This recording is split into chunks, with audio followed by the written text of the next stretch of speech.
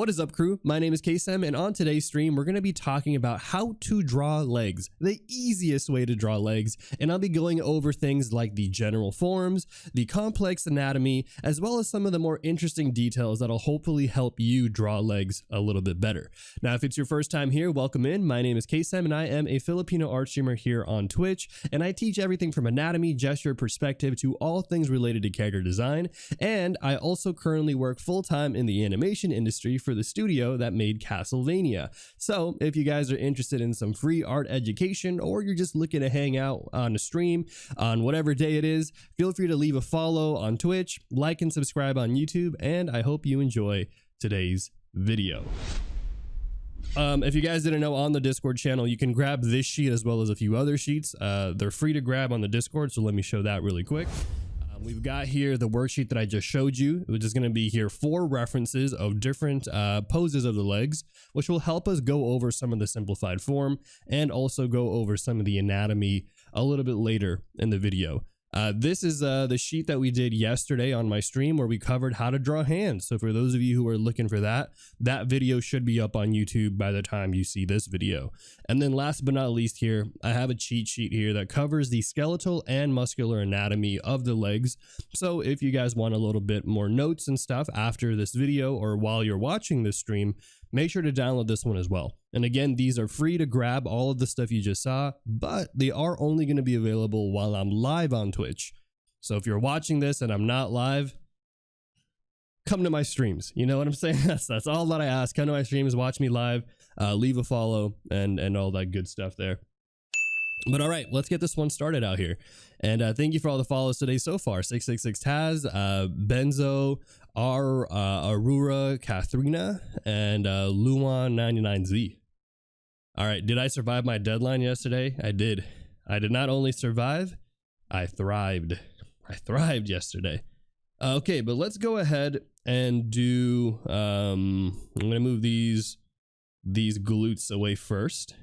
Actually, we'll keep one of these because I want to go over the front and the back side, and then we'll do, actually, maybe this one. I want to do this one and this one. Okay, cool. All right. So let's talk a little bit about legs, and we'll start off here with some of the simple, easy forms of legs.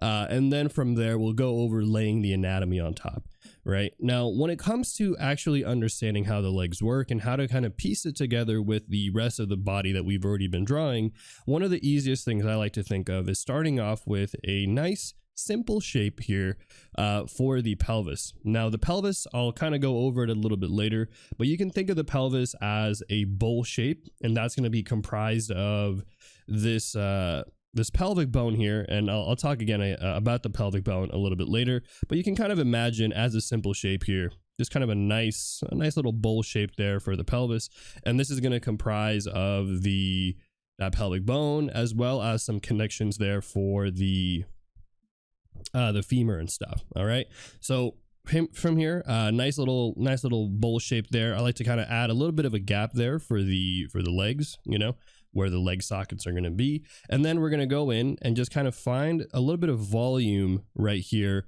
cylindrical volume for the legs there. Now I'll talk a little bit about proportion, but usually the rule of thumb here is going to be that the tip here where that femur bone is going to be, and this is going to be called the greater trochanter. You can kind of touch it. If you kind of touch along the side of your hip here, you might be able to find this bony landmark there. And that's going to be called the greater trochanter, which again, we'll talk a little bit more when we actually get into the anatomy. But I like to think that shape or that length right there is going to be roughly about the same length. And let me do this on a new layer here. Roughly the same length here as the length from the bottom of the knee right here all the way down to the foot. Okay, now I'll draw that one out a little bit more so you can kind of see it, but this is just kind of a nice easy generalization for the proportions of the leg here. So bottom of the knee all the way down to where the foot is going to be roughly the same distance across there. So from the edge there of the hip all the way down to the bottom of the knee. Okay, so nice simple proportions that I wanted to lay out here, because I know Yesterday when we were covering hands, I noticed that a lot of you guys really did enjoy seeing some of the proportions there for the hands, and so I wanted to also go over the similar proportions here for the legs, kind of like the easy structures there to kind of remember, easy proportions to remember. So I'm shifting the leg here just to give myself a little bit more room, but again, you can imagine here the proportions of the leg, nice and easy. But yeah, welcome in everybody who's here today. I'd love to know, for those of you guys who are watching live, put an F in the chat if you've ever struggled drawing legs. You were like, oh man, I drew some nice, I drew some nice heads, I drew a nice body, but the moment I put the legs on the character, they look kind of funky, or maybe they're floating. It doesn't look like they're touching the ground. I don't know, whatever, whatever that reason is. Put an F in the chat if you've ever struggled with drawing legs, because today, hopefully, I will be able to show you guys how to make drawing legs a little bit easier and hopefully a little bit more fun too. I think legs are great and can actually be a very expressive part of the body. It's a very underrated part of the body because there's so many varieties, so many different things you can do there with the legs that oftentimes I feel like people forget because they're so focused on drawing really cool heads or really cool hands, and they're just kind of like, let me just drop a little cylinder right here for the leg. But you can add some variety and play around with it for sure. And hey, thank you for the follow, the Veyron. Appreciate that, and I hope you guys are joining in. And for those of you who are joining in, I hope you guys are enjoying the stream so far. Yeah, thank you for the follow as well too. X2 Creator. Damn, so many follows today. Appreciate that, guys. For those of you guys who are following my stream just now, I'd love to know how you guys came across my channel today. Was it through the front page? Was it through the recommended? Was it through a raid that I just totally forgot or ignored? Let me know in the chat. And yeah, for those of you guys who are coming in, I teach out here on Twitch, and so we cover a lot of different topics. But primarily right now for this boot camp, which is free to join and free to watch, I'm teaching all of the fundamentals of character design. We're starting off with anatomy, and then after we finish the anatomy, we should have enough time to cover characters in perspective. We're going to also cover dynamic poses for your characters. And then we might have time to do some stylization as well. So how to do stylization, how to make it look like maybe the anime style, that kind of stuff. So that's going to be hopefully towards the end of the boot camp, where we first learn all the fundamentals first, and then we're going to apply those fundamentals to different aspects, right? So again here, I'm using very primitive shapes for the legs, right? We're using here kind of cylinders for the upper and lower leg there. I'm using a sphere for the joint of the knee. And again, these are shapes that you don't have to necessarily use. I personally like to use them because I think they're good representations of the volume. But I always tell people, find the shapes and volumes that make the most sense to you. Whether that is going to be these cylinders or stuff, or maybe they're going to be boxy forms, right?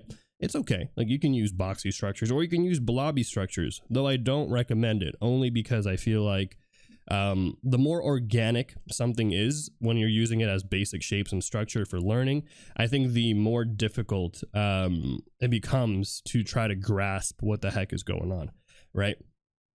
So again, basic shapes here, cylindrical masses, and then from those cylindrical masses, I'm going to start carving away at these forms and showing you guys the actual anatomy that's underneath all that. Just searching for some artists doing their thing so I can get inspired to do my thing. Oh, nice. The avatar sure kept you here. Yeah, today was an avatar day. I feel like I give too much love to Castlevania, and I feel like I've neglected my first love, which is Avatar. I talk so much about Castlevania now, I barely talk about Avatar anymore. But yes, Avatar is a great show. Peak. Oh, hey, thank you for the follows as well. Awawa Hawawa. Appreciate that. All right. So again, I'm just going to lay out here, and I'm kind of speed running this part because I want to get to all the more juicy anatomy so far. Was Avatar a powerhouse show? No. Avatar was Nickelodeon I'm pretty sure for the most part Nickelodeon, and then some overseas studio, but yeah, Nickelodeon. I wish I worked on Avatar. I almost had the chance to. Almost, but unfortunately scheduling and stuff like that just didn't pan out.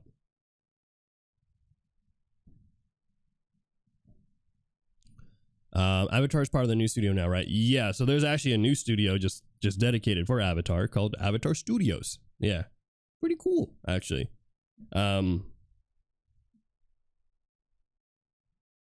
Okay, so we've got here some nice basic shapes. Again, I'm just using the reference that we have here on the left as just kind of a rough guideline, a rough kind of base to get us started. But you know,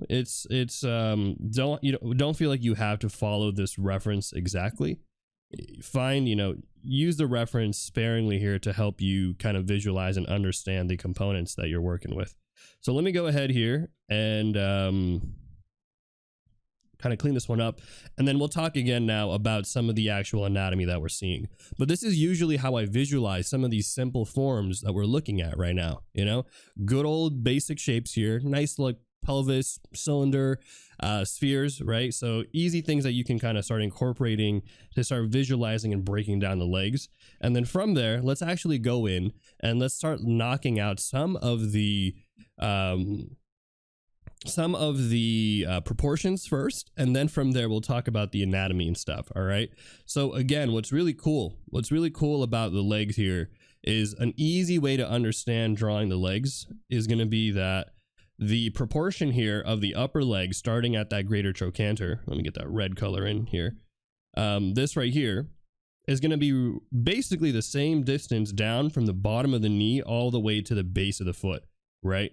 So this is going to be the base of the foot right here. And you can apply this as well right here. Even though this is a little bit in perspective, it should still apply for the most part, give or take. Let me do it a little bit further, maybe like right here. So good proportional technique. And then this will definitely come in handy as well when we start actually drawing the whole body. So once we piece the whole body together, you'll start to get a better grasp of the actual proportions and why these things are so relevant and helpful. So other than that, let me see if there's anything else I want to call out. I think that's kind of good. That's kind of good for now. Also, welcome in. Hey, welcome in, Lindy. Glad to have you back on here. And also, Layla, welcome in. Thanks for the follow. And everybody else who's coming in right now. Hopefully, you guys are doing well. Doing well today. Yo, yo, yo. All right, cool. So we've got here the basic shapes for the legs. I like it. I like how it's looking. Foot size. Yeah, so the foot is roughly going to be about the length of the head.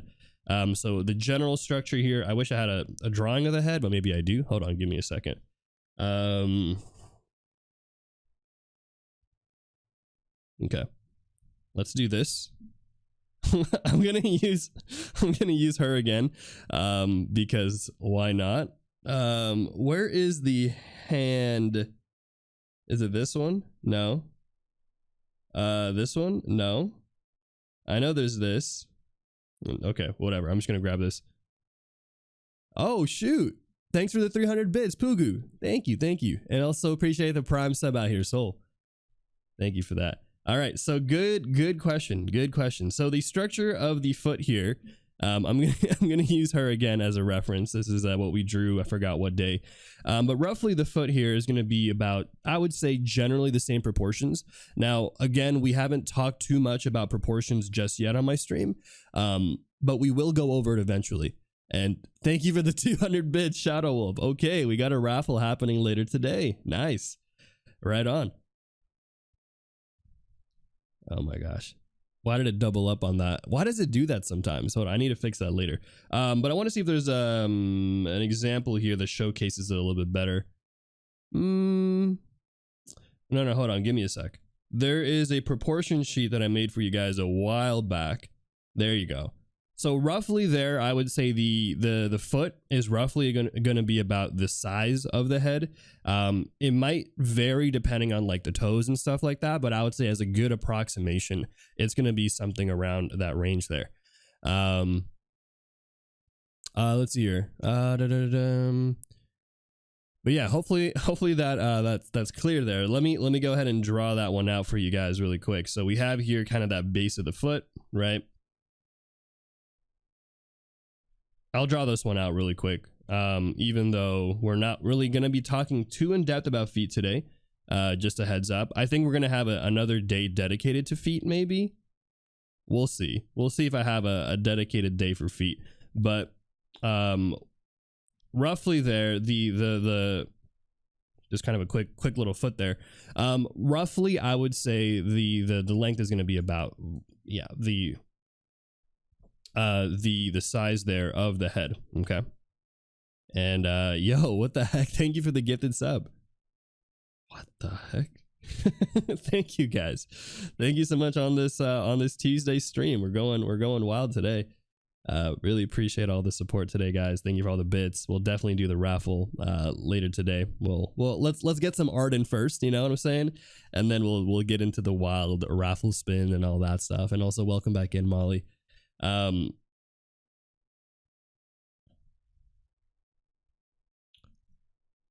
Yo, what the heck? Thank you for the 5 gifted Pugu to Super Dion Bro, Matista, Griffon, Ame Kaze, and Monkey Boy. Guys, can everybody in the chat just really quick type in CLAP in the chat one time, guys? This is insane. Everyone out here, you guys are popping off today. Thank you. Apparently you guys like legs. I didn't know you guys like legs. It's a fair thing to like. All right, everybody, CLAP's in the chat one time. Thank you.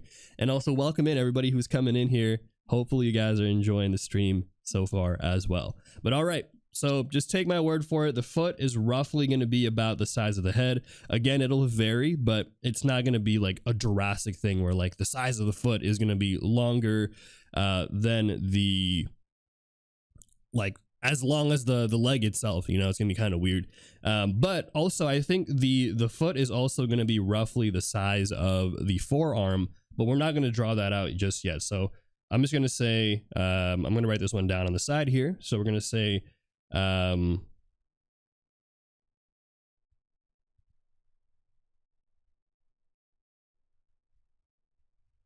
same length as head and forearm. Okay, there you go. Cool, nice. So we got here some little basic proportions of the legs. I think we're chilling so far. I like where we're kind of going with this one. And thank you for the follows, Astro Helva, Lord Damasco, and Rohan. What is my Yoruku, and everybody else following in. Guys, you got to let me know, where are you guys coming in from? How did you guys end up here today? Was it really from recommended, from page, or what? Yeah, unless your character is big feet, right? So for those of you wondering, like, yeah, again, these are generalizations. So obviously take what I say here with a grain of salt, because it, you know, it'll change depending on your character, but it's a good kind of rough place to start, right? All right, now let's go in and let's start knocking out here the other proportions that we've got. Okay, so let me go lower let me kind of group this one up here. Boom, boom, boom. And let us start talking a little bit now about the actual anatomy that's going on here with this form. So we got here the nice basic shape, nice and easy. Now let's talk a little bit about the actual anatomy of what's going on here with the legs. All right. The leg thumbnails, I don't know, let me know in the chat. Yeah, for those of you who are coming in, are you guys here because you saw me on the front page? Or you guys here because you, I don't know, found me on recommended? Maybe it was through the, I'm trying to think other possible ways. Maybe I got rated today and I just didn't know that I got rated. But let's talk a little bit about the actual skeletal anatomy here, because I don't think we actually go over skeletal anatomy a lot. But I do think for the legs here, it's kind of fun to go over it, because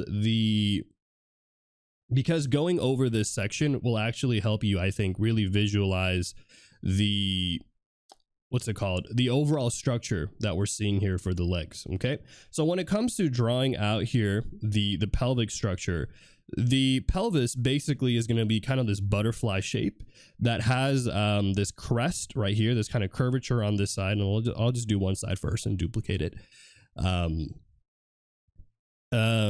This is about the bits being done for the raffle. It was about the gifted subs, but also from the bits too. Yes. Claps were for all, just celebrating all that goodness out there. All right. So basically you're going to have the pelvis is going to kind of wrap in, do all this crazy stuff here. And again, I don't want to talk too much about it because you're not really going to see the pelvis all that much.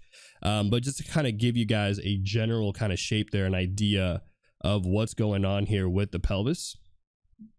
You can kind of imagine here, it's this kind of like butterfly shape, and I'll duplicate this like so. Okay. It's kind of like, hold on. Let me go do that. And then I'm going to clean it up a little bit here. Oops. Let's keep it that way. Okay.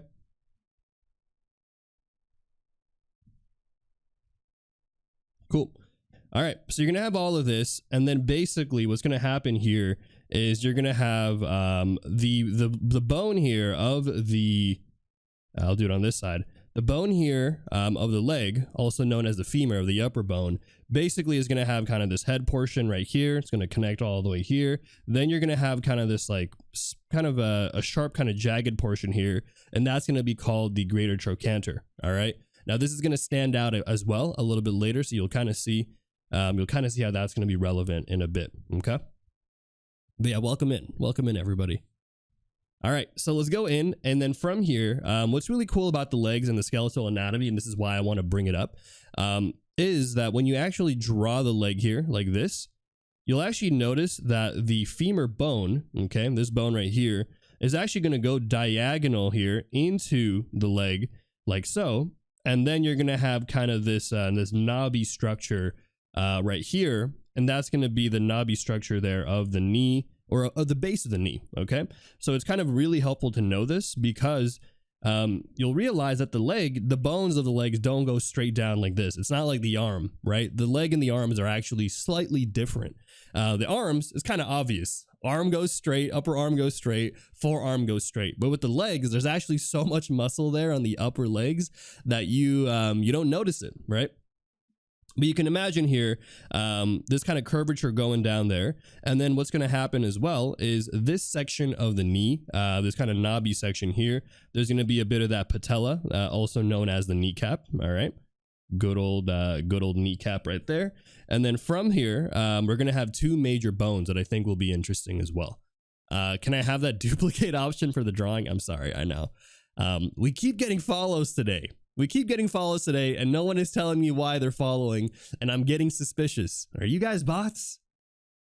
I'm watching you guys, all right? Sarah77, Why Not Splash, and SSJ, Super Saiyan Scorpios. I'm watching you guys. You might actually be bots out here. But either way, thank you for the support. By the way, guys, I do run ads on my stream every hour. One's gonna be running right about now. So if you do get an ad, thank you again. Really appreciate it. And if you don't want to see any ads, consider subscribing or using a Prime sub if you have it, because these ads actually do help keep my streams monetarily viable and allow me to do what I'm doing out here on Twitch. But thank you again for your support. Look for art, and here I am. Oh, that's super awesome, Astro Helva. I'm glad that I am find what's it called, being entertaining out here, teaching art on the Twitchy, you know. All right, but let's go ahead and talk a bit about the tibia here. Now the tibia is kind of cool because it's a big chunk of the leg here, the lower leg. It's going to actually arch out a little bit here, and it's going to help actually create the kind of the what's it called, the ankle bone right there, right? Kind of this hinge right here. And then as we kind of bring that down right here, we're also going to have the fibula on the side here. Okay. The side of the, this leg, kind of like so. And that's going to create the other ankle bone there. So you can kind of see this is basically the skeletal anatomy, of the foot. Or sorry, not the foot, of the leg here. All right. Kind of simple anatomy shapes for you guys. You don't have to know it all too well, like all too much, because I think the muscles are going to be the major components here. But for those of you who really want to kind of get a good understanding of what's going on, I would say to kind of familiarize yourself with these legs and how they are, the skeletal anatomy, because this is going to really help out when it comes time to actually apply all the muscles that we're going to be putting in, right? Also, B, hey, welcome back in. How's it going? Oh, nice. You got an XP pen. Super cool. Twitch has been getting better at recommending recently. That's what I like to hear. The soup, man. When I hear stuff like that, I honestly, it makes me feel good that you guys are enjoying my content and stuff. But yeah, no, today's going to be chill. Okay. For those of you guys who are like, whoa, Kaycem, this is a lot of info we're talking about today. Don't worry. Again, we start off with some really basic shapes right here, right? I showed you guys basic shapes. We're going to go in here and build the legs from the ground up. So I want to show you guys from beginner to pro, okay, how to kind of start understanding how the legs work. And it all starts off again with those basic shapes. So for those of you who are still beginners and you're still trying to like grasp what the heck is going on, don't worry. Don't worry about all this other skeletal stuff so far. Okay, you'll eventually get there. But for now, just focus on those basic shapes, and then we'll talk about some of the basic shapes as well of the leg. But I'll wait a little bit for the ad to wrap up. All right. But okay, let me go ahead here and let me color in really quick the. Actually, let's go ahead and draw the skeletal anatomy for the leg, or sorry, for the foot here. It's basically going to be kind of like this hinge shape right there. And then there's going to be some like bones, the tarsals and the metatarsals and all that stuff. Okay. I'm just going to simplify it for you guys. You don't need to know this right now. Okay. Cool. Does the kneecap sit on in front of the femur, or do they fit together like a wrench?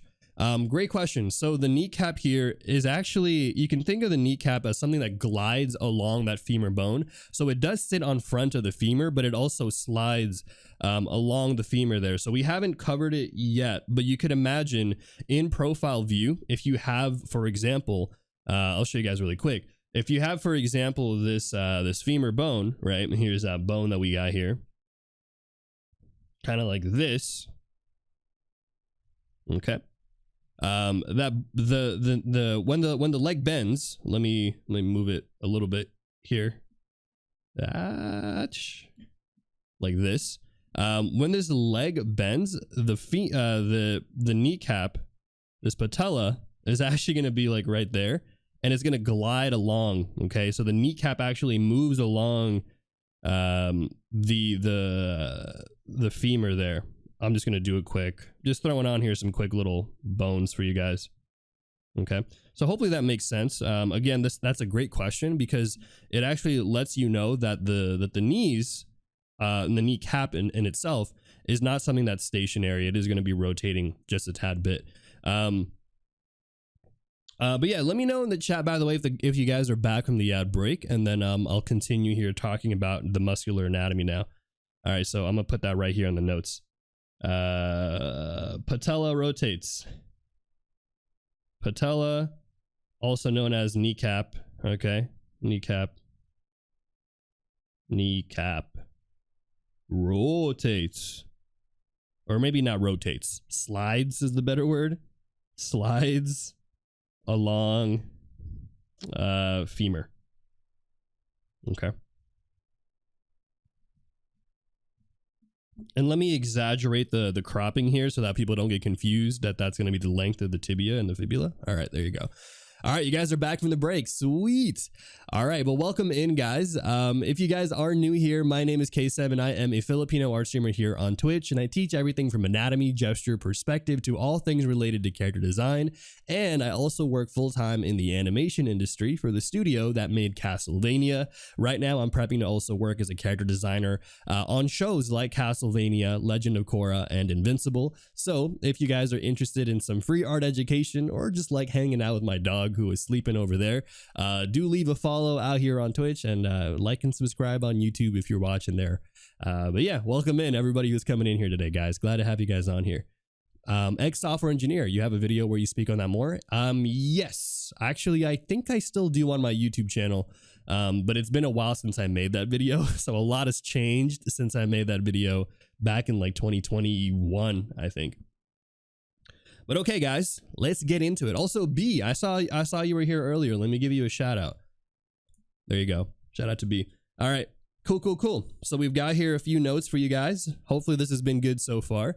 Let us go in here and let's talk about some muscles.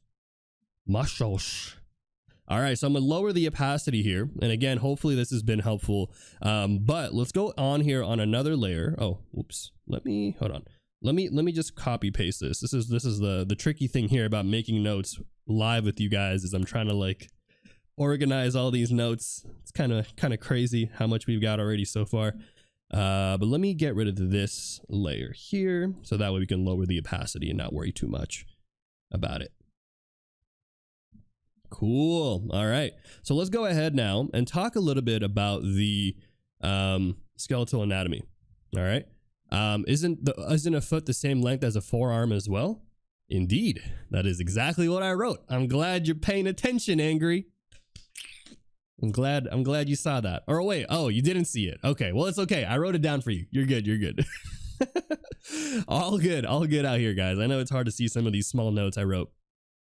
Okay, but now let's get into talking about the legs, and I'm going to go over some of the simple shapes first, and then we'll get into the actual juicy anatomy. All right, so let's go over some of the basics. Okay, nice, simple, lightweight stuff here for drawing the legs here. All right, and then we'll get into knocking out all the crazy forms that we're seeing here.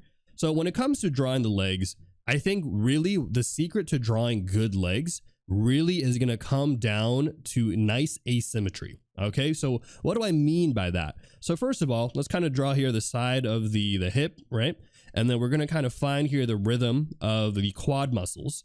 Now, what's really cool is the outer portion right here.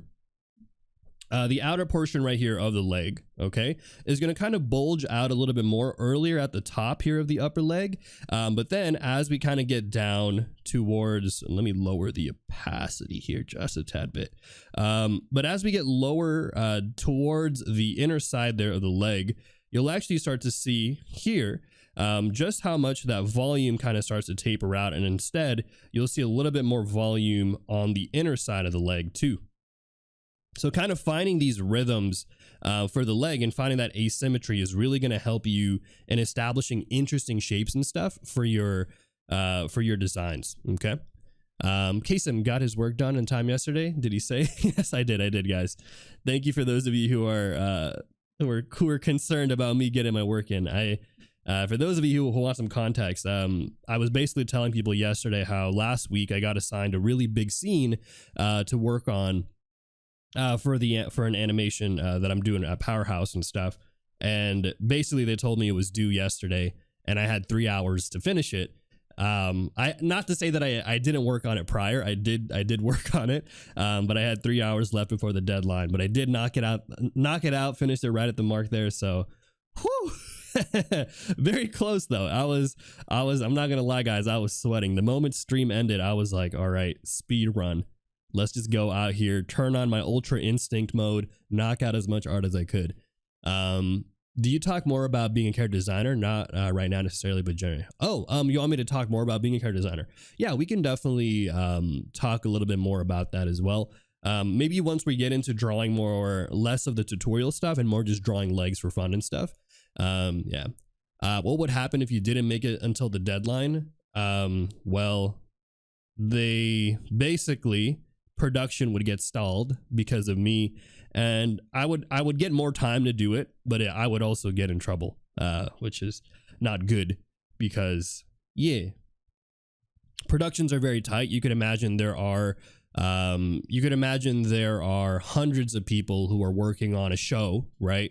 And it's all dependent on people making sure they get their deadlines in and knocking those out and stuff. So but it's not like the worst thing in the world. It would just mean that I'd have to keep working on it, but it would potentially delay production, right? So yeah, not the worst thing, but still good to get it done. Earlier, somebody did have a question again about someone had the question about what's it called? What was it again? Oh, software engineering and stuff.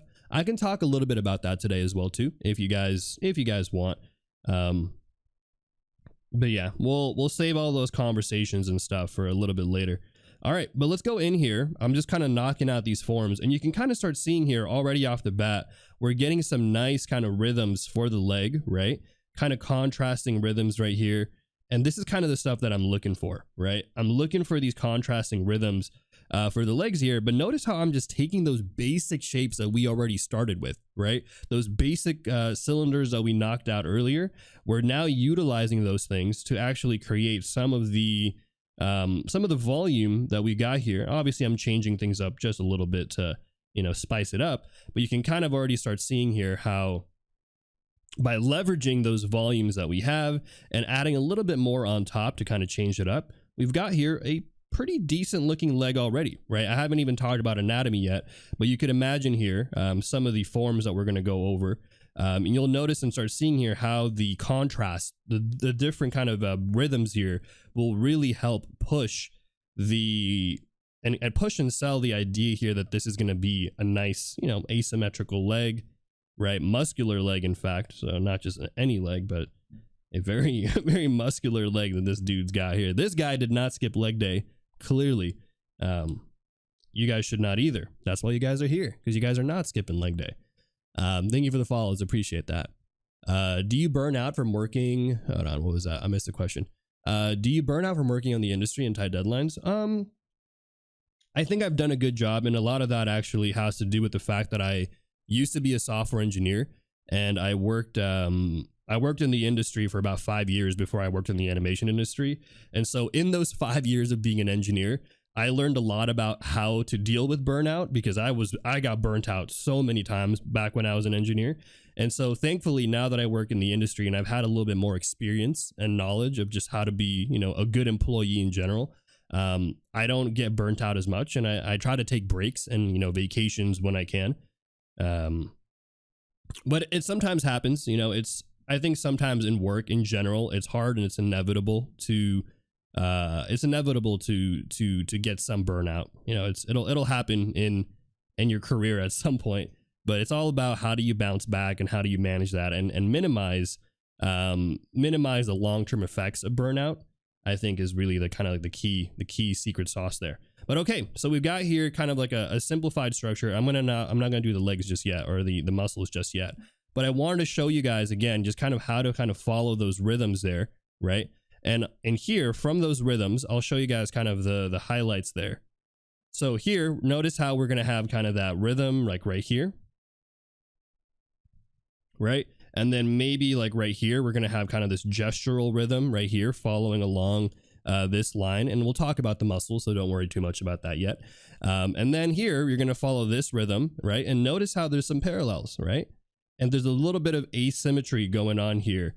It's not like the legs are basically boom, boom, kneecap, boom, boom, all right? If you did your legs like that, I mean, you could technically, but I feel like adding in a little bit of asymmetry can really also help give it a little bit more realism, but also help give it that more visual, more of a visual appeal there. So let me do this on a new layer just to make sure I'm not screwing it up here. But boom, right? We're gonna go like this. Boom, boom, boom. And this actually goes all the way down here to the ankle as well, but we're not there yet. But you can kind of see what I'm saying, right? Nice rhythms can help you really get some good drawings there for the legs. How do I deal with art block? Another great question, which I would say the short answer, or the long answer, is check out my YouTube channel, because we'll definitely get to that in a bit. But we can talk about that today as well. And again, guys, if you do have any questions and I just missed them, feel free to retype them later, because there are just so many, sometimes there's so many questions and I kind of like miss them. So just feel free to retype a question and then I will try my best to answer them out. All right. Let's see here. And also for those of you who are coming in a little bit late, don't worry guys, you can check out all my videos on YouTube and stuff. So my YouTube channel, hopefully will have, you can watch these videos. I actually released the first day of the boot camp officially on YouTube, so you can go ahead and check that out as well. All right. Okay. But yeah, also let me go ahead and just to be safe here. You never know with Twitch. But okay, there you go. But let's go ahead and let's see what else. There was some other questions. Okay, cool. So let's go ahead and let me go move some things around, and then let's get into actually talking about the anatomy. Okay, guys. So hopefully I haven't lost you guys yet, right? Are you guys okay so far? You guys chilling? Okay? Let me know in the chat real quick. Let me know in the chat if you guys are okay so far with the stuff we've just covered.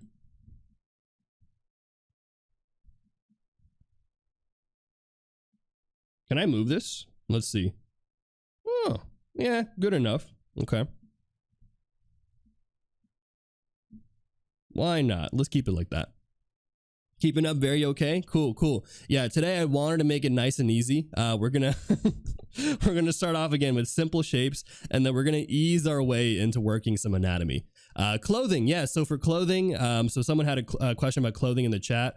Don't worry just yet, because we are gonna cover clothing on my stream. As you guys know, I cover all the topics out here related to character design, and we've actually done some demos of clothing. I've shown you guys a couple times here, but we will talk about clothing later in the boot camp. I want to make sure we knock out the underlying forms of the body first, so that way we actually understand the forms and fabrics that we're putting on top of the on top of the anatomy, right? So don't worry just yet, guys. We'll definitely get into clothing, but that's going to be much later in the boot camp, once we've knocked out all the basic forms and anatomy of the human body, right? Because let's be honest here, how many times have you guys tried to put on a hoodie on a character that you've drawn, right? You were like, ooh, let me go draw this character really quick. Let me give him a quick hoodie, because you didn't understand how the anatomy worked, right? Put an F in the chat, guys, if you've ever done that. You're like, yeah, you know what? I don't really know how the torso and the arms work, so let me just give him a nice puffy jacket. Let me just give him some clothing. Yeah, look at this cool character that I got here, right? Is this really the design of your character? Or is it or are you just avoiding responsibility, right? So I want to definitely make sure that we cover here the anatomy first, so that way when you guys do cover clothing, you'll have a better understanding of how the actual clothing works and why it does the things that it does, right? But yes, we will definitely get into clothing. I love doing clothing, to be honest. I think it's one of my favorite things to do. Clothing and clothing folds are really fun. You can really get into the stylization of a lot of these things, and so we will address that. And yeah, welcome in everybody who's coming in. Thank you for the Prime sub, the Way Station. Thank you guys, and thank you for all the follows today as well. Appreciate you guys coming in out here. But let me go ahead now, and let's also let me color this leg out really quick, and then we'll get into actually talking about the anatomy today. All right, we're kind of knocking out a lot today in just this one diagram alone. I want to make sure I'm giving you guys as much info as I can, right? Because as you guys know, part of what I do out here on Twitch is I like to teach out here to help you guys out, especially those of you who maybe can't afford to pay for an art class, pay for art books or those resources, because I've been there. Trust me, I've been in those situations where I wanted to learn, I wanted to get better, but I just, didn't have the means to, and it sucks when you're in that position. And so I want to try to help out in the best ways that I know how. But okay, there you go. We've got here the structure here for the leg. Look at those rhythms. Cool.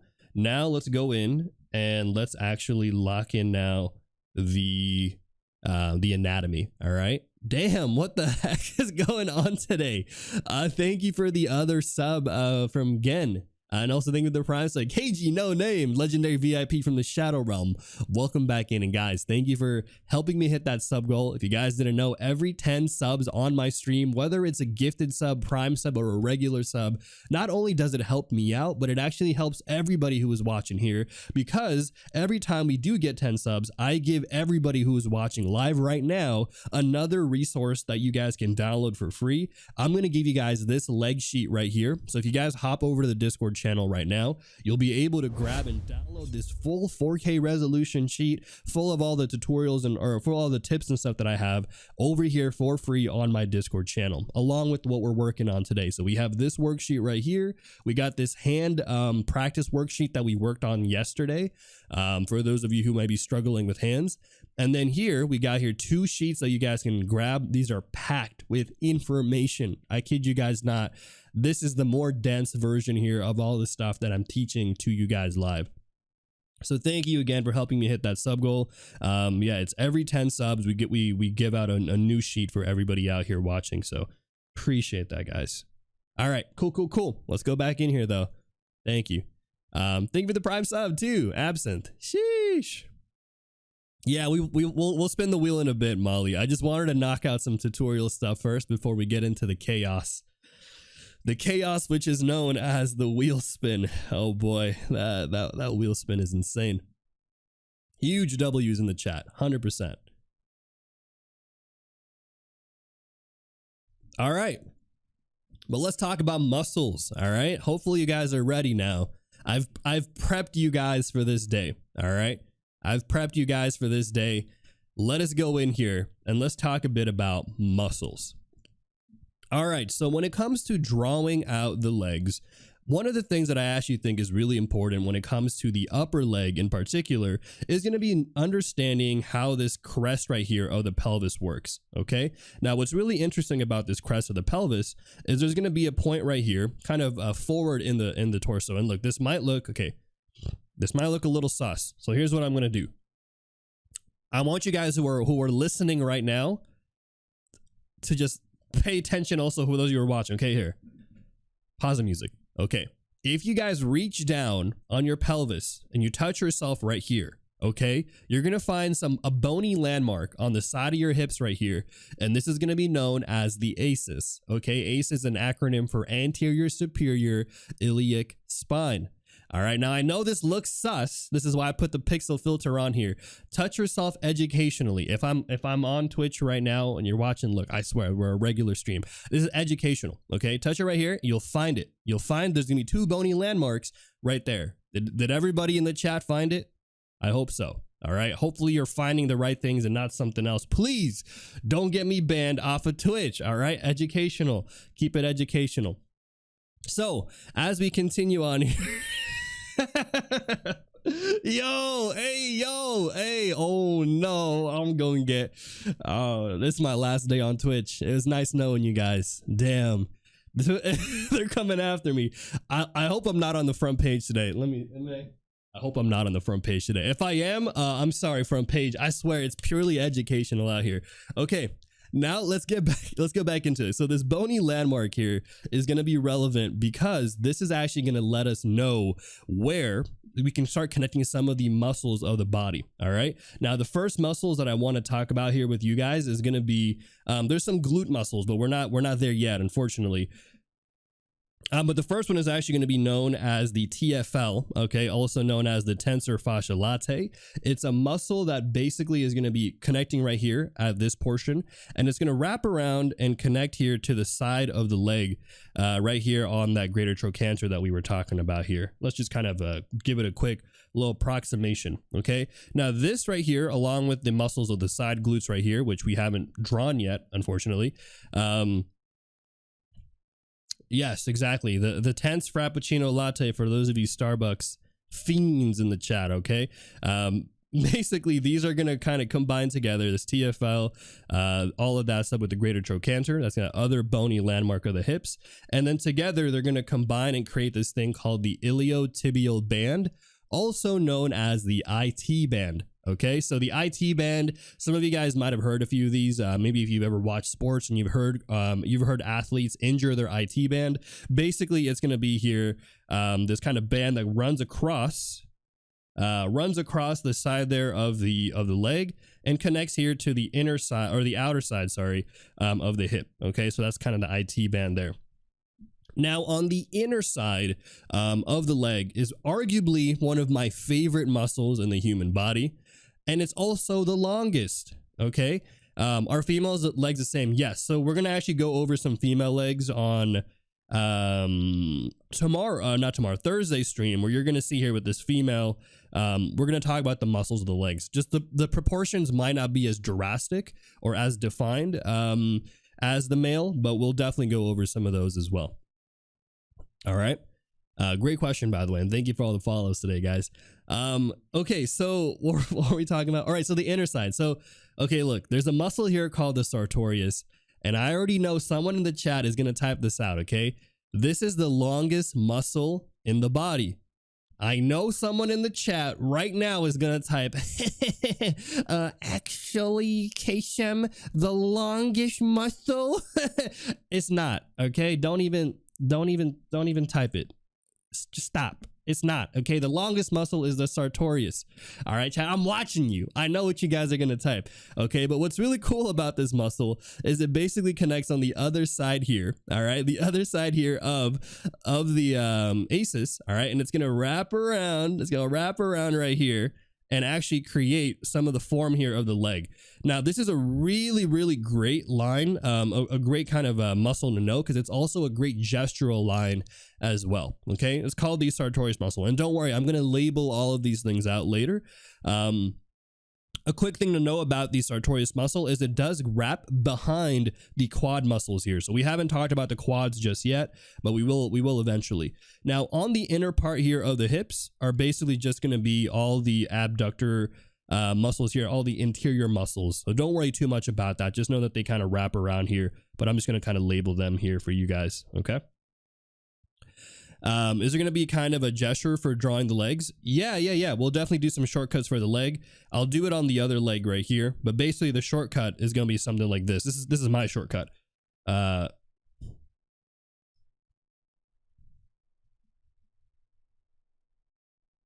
you go.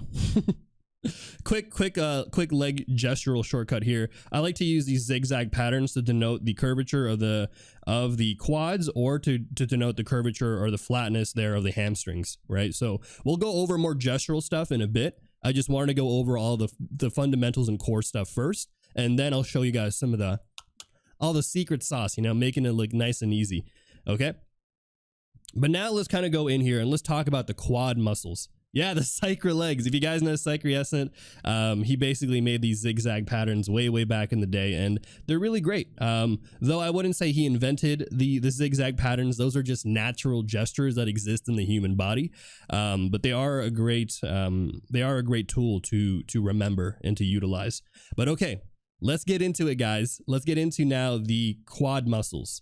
All right, now I would say this is probably one of the more popular muscles in the human body. A lot of people know the quad muscles. If you don't know the quad muscles, it's okay. It's basically the large chunk of muscle on the front side of the leg. All right, front side of the leg here. And the quad muscles, the quadriceps, are, as you guys can maybe infer, 4 muscle groups, or 4 muscles grouped together, but one of the muscles are actually underneath the other 3, and so you don't need to worry about it. So technically, you only need to know 3 out of the 4 of the quad muscles, which is great. That's what I like to hear. Easy peasy, right?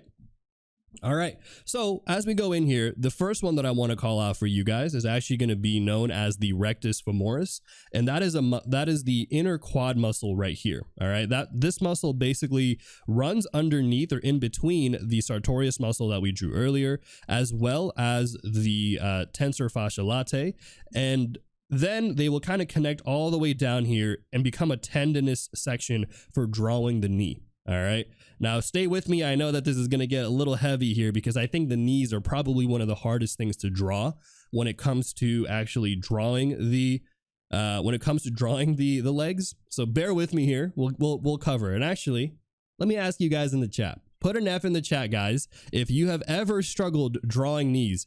You're like, yo, what the heck are all these bumps right here going on in the knee? Because if you have, don't worry. I'm going to go over them with you guys. I'm going to reveal the secrets of the knee, all right? We're going to unlock the secrets of the kneecap. We'll go over everything, all right? Joke's on you, I never draw knees. Yeah, that's fair. Some of you guys are just like, Kaycem, little do you know, I avoid responsibility every day. I don't draw any knees. You know that other eye? I don't even draw that. I put a little bit of a hair right there. Hands? I don't draw hands either, Kaycem. I put them in the pockets. Easy peasy. Not today. Not on my stream. All right. I'm watching you guys. Okay, anyways, going back in here. So again, we have here that inner quad, and then we're going to have the two major quads on each side of the leg. One is going to be called the vastus lateralis, and the other one is the vastus medialis. Okay, medial meaning the inner side, lateral meaning the outer side here. And that's actually pretty visible on this guy right here. You can actually kind of see it pretty distinctly on this dude. Man's got yoked out here. But what's really cool about these muscles basically is that the vastus medialis, or the inner quad right here, basically is actually going to attach to the kneecap. So you can kind of see it right here. This is basically the kneecap right here. All right, that little that little pentagon section. And I'll tell you how I found it too. So I'll show you guys how I found that section. But let's kind of lock in that knee right there. Okay, so this quad muscle is going to kind of connect to that. All right, and then here on the outer side, again, we're going to have here the vastus lateralis. And notice how on this guy's leg, how the vastus lateralis actually ends a little bit earlier than the inner one, right? And the reason why is because the tendon there actually cuts a little bit shorter. It ends a little bit shorter there, and so from there we can actually go in and kind of create an interesting gestural shape there for the quad muscle. So a nice kind of shape here to pay attention to and remember is that from the outer side here of the leg, notice how the curve, it goes curve, straight, right? So kind of find these rhythms in your drawings. It'll help out a lot. Curve, straight. All right. Did you find the pentagon? Yeah, it's right here. Thank you for the prime sub, Alzina. Damn, there's so much. I don't know what's going on today. The energy's been great out here, guys. Thank you so much. If you have been following me, I would love to know what brought you guys here, because that's crazy. It's a lot of you guys here. Shout out to Rat Lord. What happened to my keyboard? Let me give you a shout out, Rat Lord. All right, let me give you the proper shout out. I forgot I have that. How's my favorite rat doing? The cute streamer brought you here? Who's the cute streamer? Wait, what? Wait, bro, the cute streamer brought me here. Who? What are you talking about? What? It's me. You get. All right. Well played.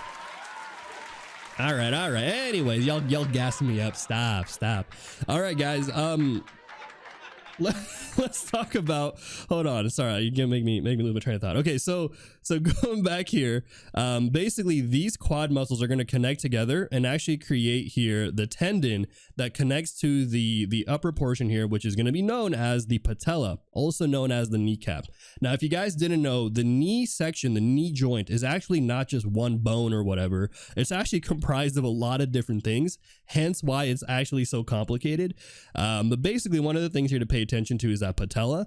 Right here on top of this, this tendon is actually going to be a fat pad. So you'll actually see here, the reason why this is nice and bulgy is because there's some fat right here that kind of softens out this transition of the knee. You can kind of imagine it does a little bit of that. Right here on the inner side of the leg, there's going to be some muscle from the inner portion there of the sartorius muscle we talked about, as well as the gracilla and other components there of the inner thigh. And that's going to help soften out. Look at that. See, notice how it softens out here, the gesture of that portion of the leg, but on the outer side of the leg, okay, the outer side of the lateral side of the leg, notice how there's not really as much muscle going on there, not a lot of fat going on there either. And so this portion is going to be really a straight line there, and it's going to be great for understanding gesture as well. Okay. Cool. But as we move down here now, there's going to be some other components here to pay attention to for the leg. First is going to be something called the tibial tuberosity, which is a little thingy right here that actually just connects the kneecap to the tibia bone, which is going to be that lower leg bone we talked about earlier. So that's the tibia right here. Boom, boom, boom. And then here on each side of the lower portion of the knee is going to be some two fat pads. Okay, a fat pad right here, fat pad right here, and that's basically going to create that structure of the knee. All right, I know it looks complicated. We'll go over some more examples later, but this is kind of the the everything, all the juicy info right here. So you got 3 fat pads, 1, 2, 3 around the kneecap here. You got the quad muscles here. And then you have this tibial tuberosity, which adds here that little bit of gesture right here. Okay. All right. You guys good? let me pause here just to ask you guys, are you guys okay? I know that was a lot. Okay, again, I would say the knees are the hardest thing here to cover, and honestly I'll probably do a few more examples with you guys, but let me know if this is okay so far. If you guys are like, Kaycem, I'm kind of lost, but I'm also still here. All right, let me know in the chat. And thank you again for all the follows out here today and all the people coming in here. The patella sounds like Nutella. It does. That's a fact. That is truth. It does sound like that. Yes. A lot of nice shapes. Yeah. It's honestly, what's really cool again is I want you guys to remember that while the anatomy is cool, you don't necessarily need anatomy to draw good shapes and stuff. You can just start off here by understanding the simplified shapes of the leg. And then later on, if you want to get a little bit more detail in there, you can start understanding the anatomy to give it a bit more sense of realism, right? The knee is a point of hinging and that connects the femur to the tibia and fibula. Yeah, that's it. Don't worry, I'll give you guys more info than a lot of books will give you, okay? I'm here to give you guys the juice, the secret sauce that art schools charge thousands of dollars for. It's honestly crazy because I paid for these classes that you guys probably have, heard of, all those online classes and art schools and stuff. I paid for those things and I'm here to give it to you guys for free. All right. So I know the multi-billion-dollar art school industry has a target on my back. All right. I'm numero uno on the wanted list right now.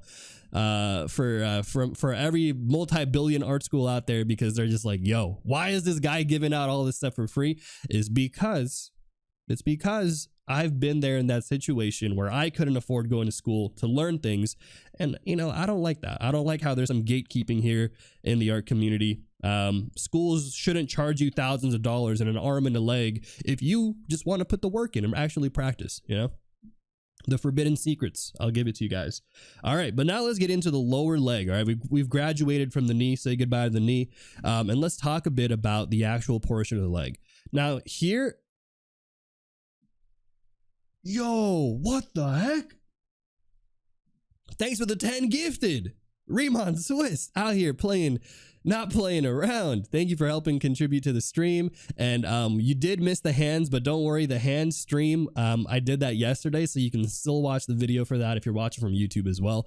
But thank you for the 10 gifted subs and also for helping us hit another sub goal out here, guys. Every 10 subs on my stream unlocks a new sheet for everybody out here to download. So let me actually give you guys, I know some of you missed the hand stream yesterday, so I'm going to give you guys a cheat sheet here on how to draw hands because I know someone was asking for it. All right, so if you guys haven't been to my Discord channel yet, I want to remind you guys, my Discord channel, every time that I'm live, I will give you guys some free resources to download.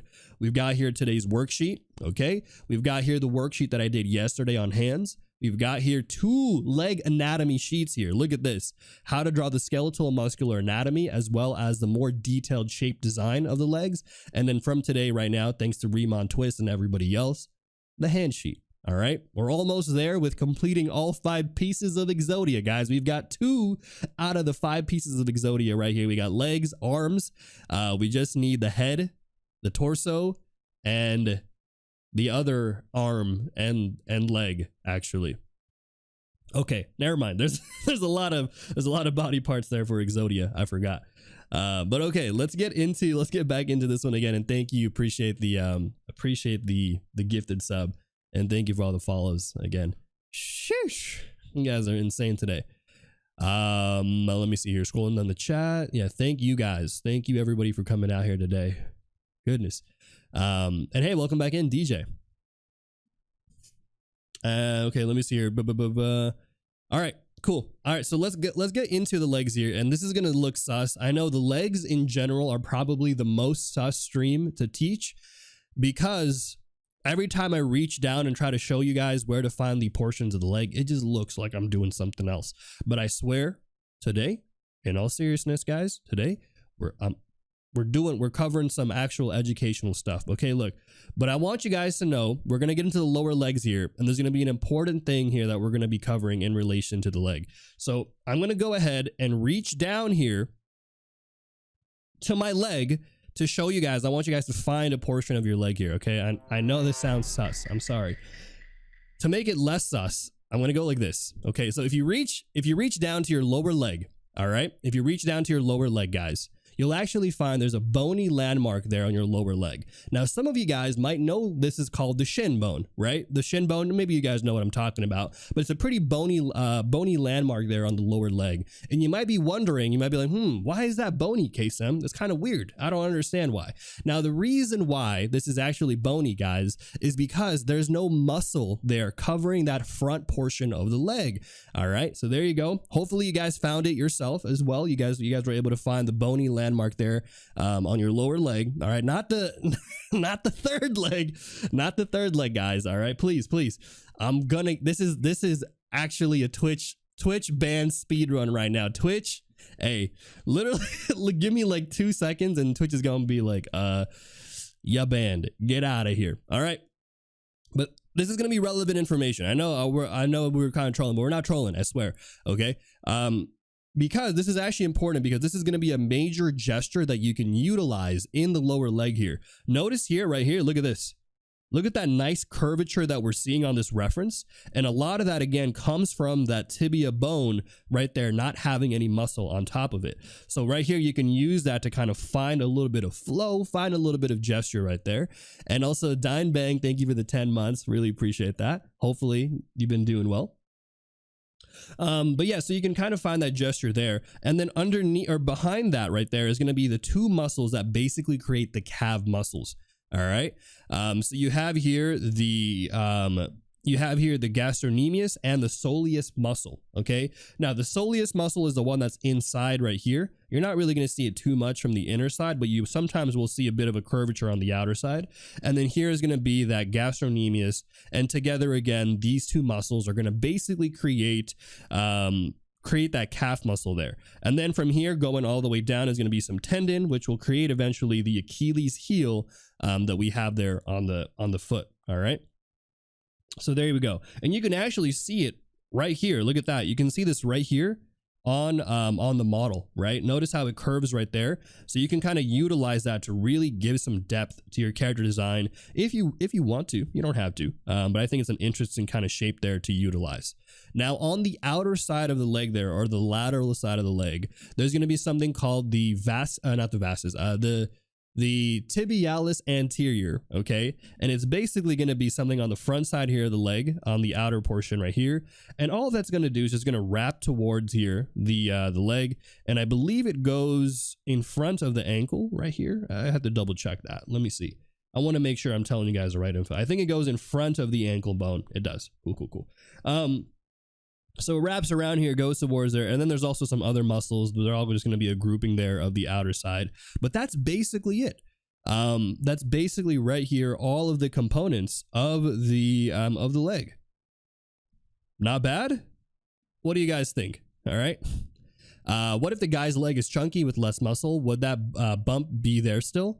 You mean the calf muscle right here? It would be gradually softened out a little bit more, but you would still see it. Yes. So I think a lot of the times all the fat will do is will soften some of the curvature, that we're seeing here. All right. Let's see here.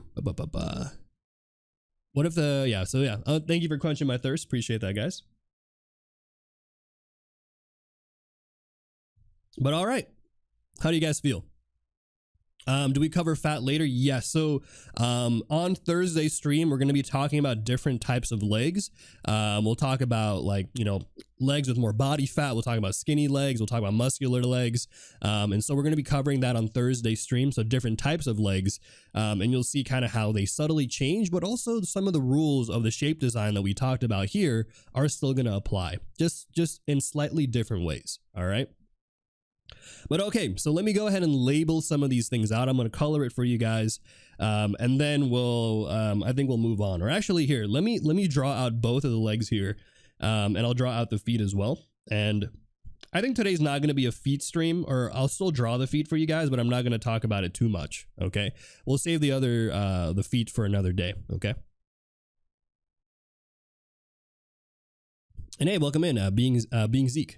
All right, so let's go in here and let's go ahead and just start knocking out here all of the other components here of the feat. Or no, let's just draw this one out, and then we'll go into labeling it, and then we'll do a few other examples. Okay. So with that being said, guys, let's go in here, and then let me answer some questions in the chat while I go ahead and do this, since this portion is kind of the more chill aspect here. All right. So if you guys have any questions, feel free to just type them in the chat. I know there were some questions earlier that I might have missed, so feel free to retype them, and then I'll try to answer them. I'll answer a few questions already that some of you have gotten that you've already asked. Let's see here.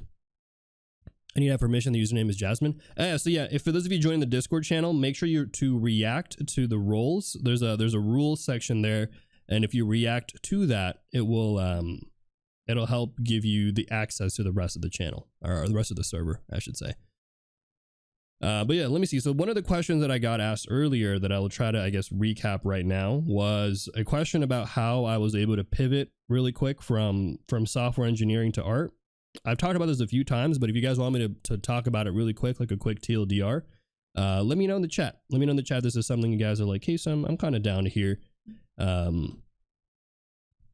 Kind of down to hear how you made that pivot and stuff.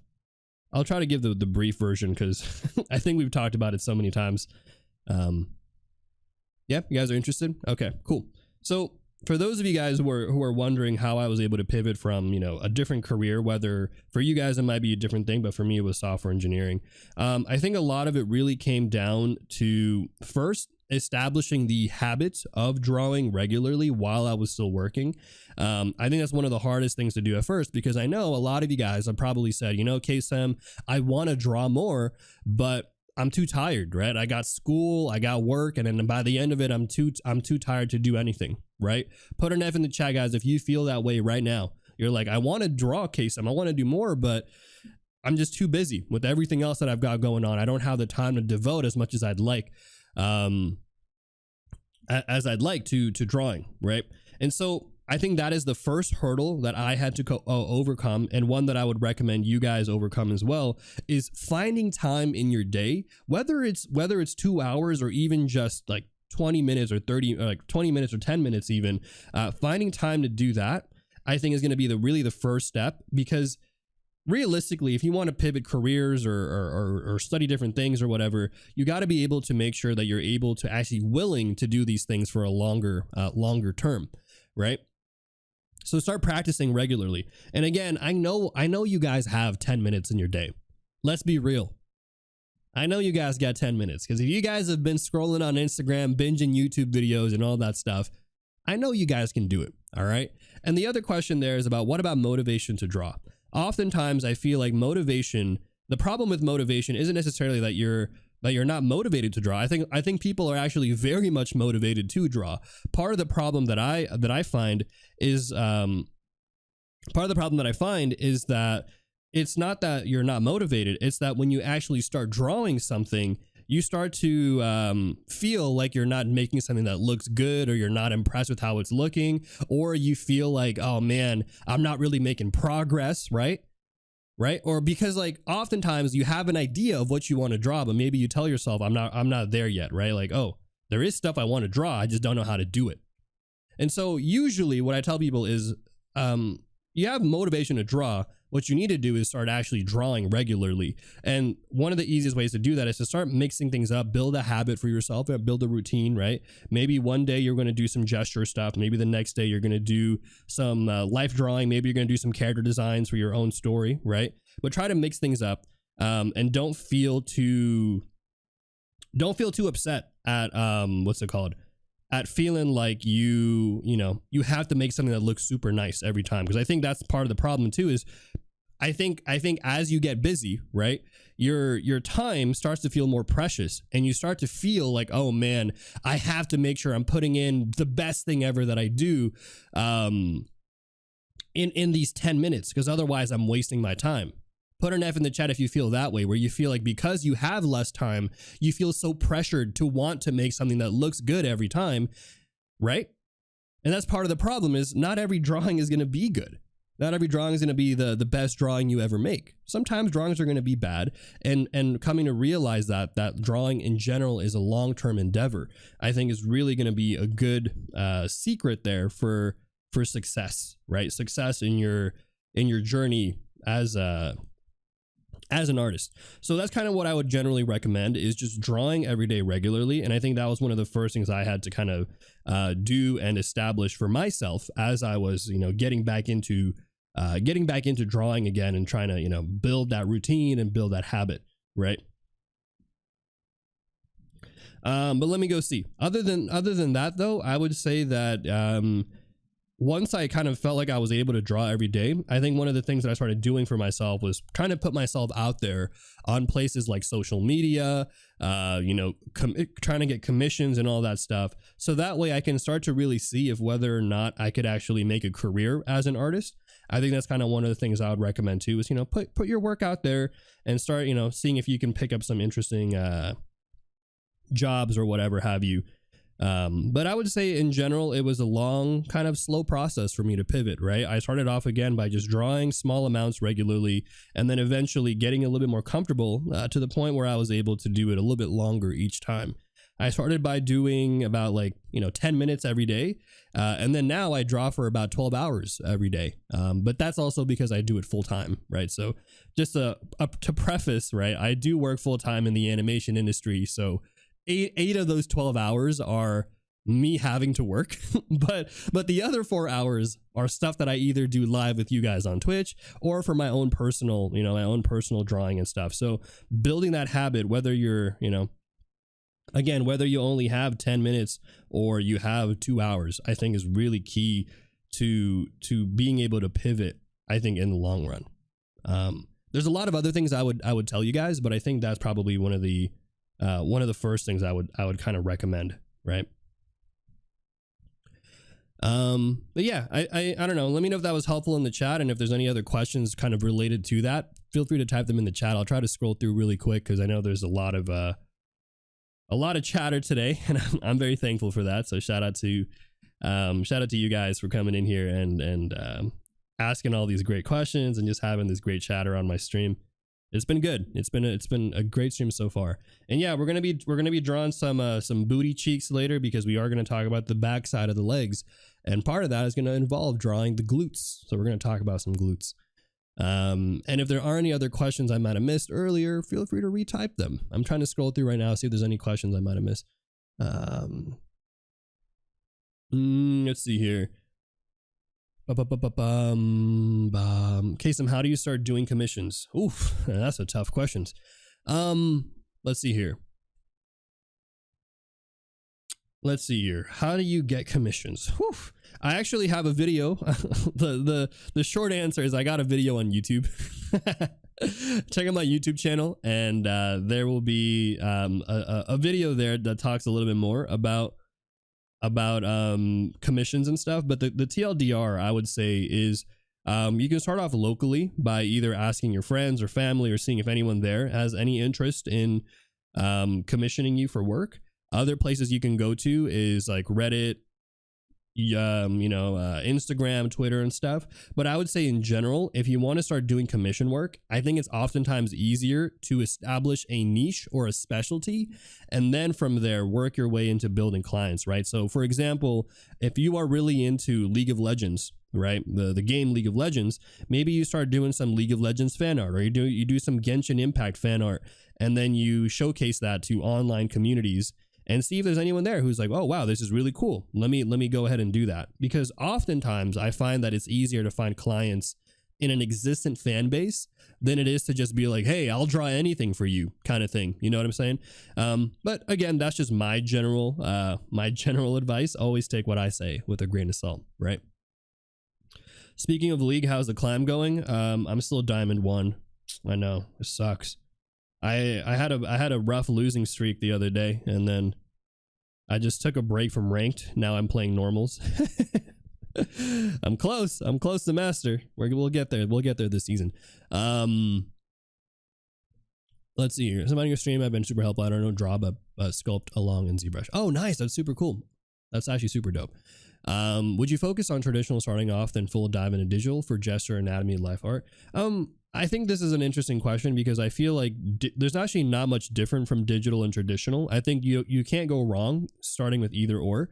I will say though, if you do start with digital, you know, don't get caught in the trap of all the bells and whistles that you see that exist, because oftentimes I hear people are like, oh man, there's so many cool features here. How do I use XYZ, Clip Studio Paint, magical brush, and do this perspective tool and this and that? When I tell people to start off with digital, treat digital as you would, treat digital as you would traditional, right? Just use a brush tool, use the eraser tool, and focus on just understanding the basic primitive tools. Because you can actually, like you guys are watching right here, right? I'm using Procreate as I would if I were to draw traditionally. I'm just using the brush and eraser tool, and that's it. I'm not really using any other bells and whistles. Maybe I will later, but for the core aspect of it, I don't need to use those things. And so I always tell people, you know, don't feel like you have to use all those things because that's what the professionals use, right? And so that's the only thing that I caution people who start off with digital art is, you know, don't feel like you got to use all those things. Treat it like you would traditional and you'll be fine, right? And hey, how's it going, Quidity? Welcome back in. Let's see here. Other questions I might have missed. I'll answer one more question and then we'll do some coloring and then we'll move on to the next one. Which details of the leg do you think are most important to keep when you stylize? Ooh, great question. That's a really great question. I would say the most important ones, I think, on the upper leg are going to be the quad, the outer and the inner and outer portions there of the quad muscles, because those really create a lot of the shape design that we're seeing here. So this is like the simplified leg. And then the other one is going to be the sartorius muscle, because that helps create that gesture right here that you're seeing line across from the thigh there. And then as for the lower leg, the calf muscles, that's it really. Just know the calf muscles. I think those are probably the major ones. So if there was any to take away today, it's going to be those groupings right there. Calves, quads, and then on the backside, the hamstrings as well. I always forget the hamstrings, but yes, hamstrings as well.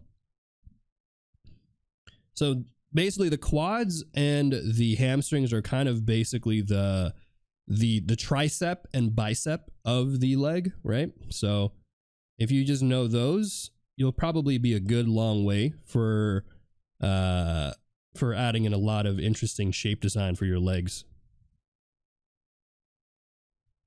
Good question.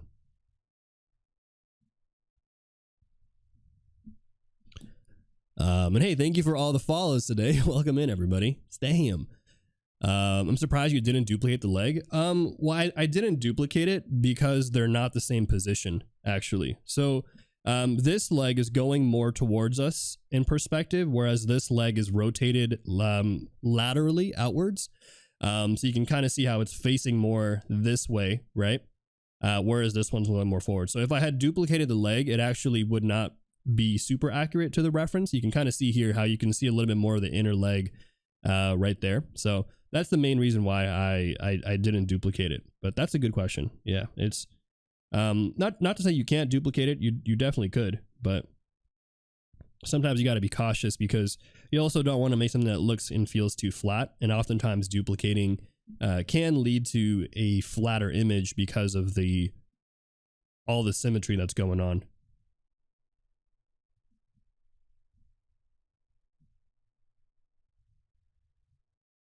All right, I'm just gonna group of the toes here because let's not worry about toes too much today and feet and stuff. Let's just kind of put that on the back burner. We'll dedicate a day for drawing feet and shoes and stuff like that. For today, let's kind of go in here and just, you know, simplify it out.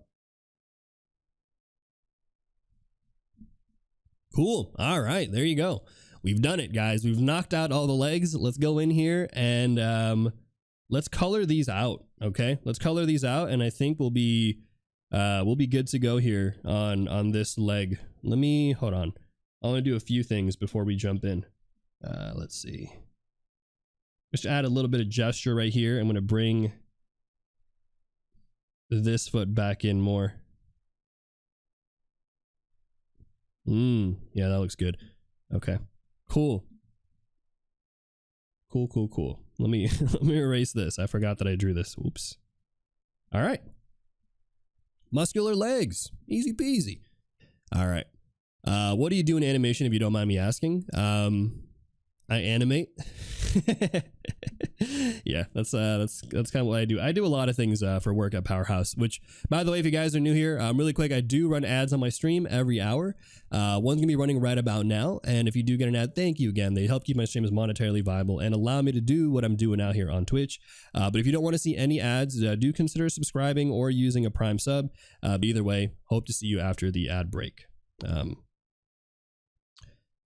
Just found your channel getting back into art again. So far, this bootcamp is awesome. Are all your episodes going to be on YouTube? Yes, they are actually going to be on YouTube, with the first day of the bootcamp already live on YouTube. I uploaded it yesterday, and day 2 is going to be up tomorrow. So I'm uploading 3 times a week on YouTube. Alrighty, guys, let me go ahead and do some coloring out here. All right. So let's go ahead and lock that one in.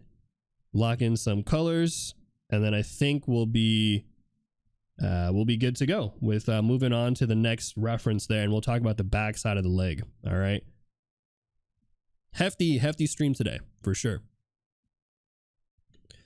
And then I guess let me go do the labeling first, and then I can talk a little bit about my work and stuff for those of you who are curious.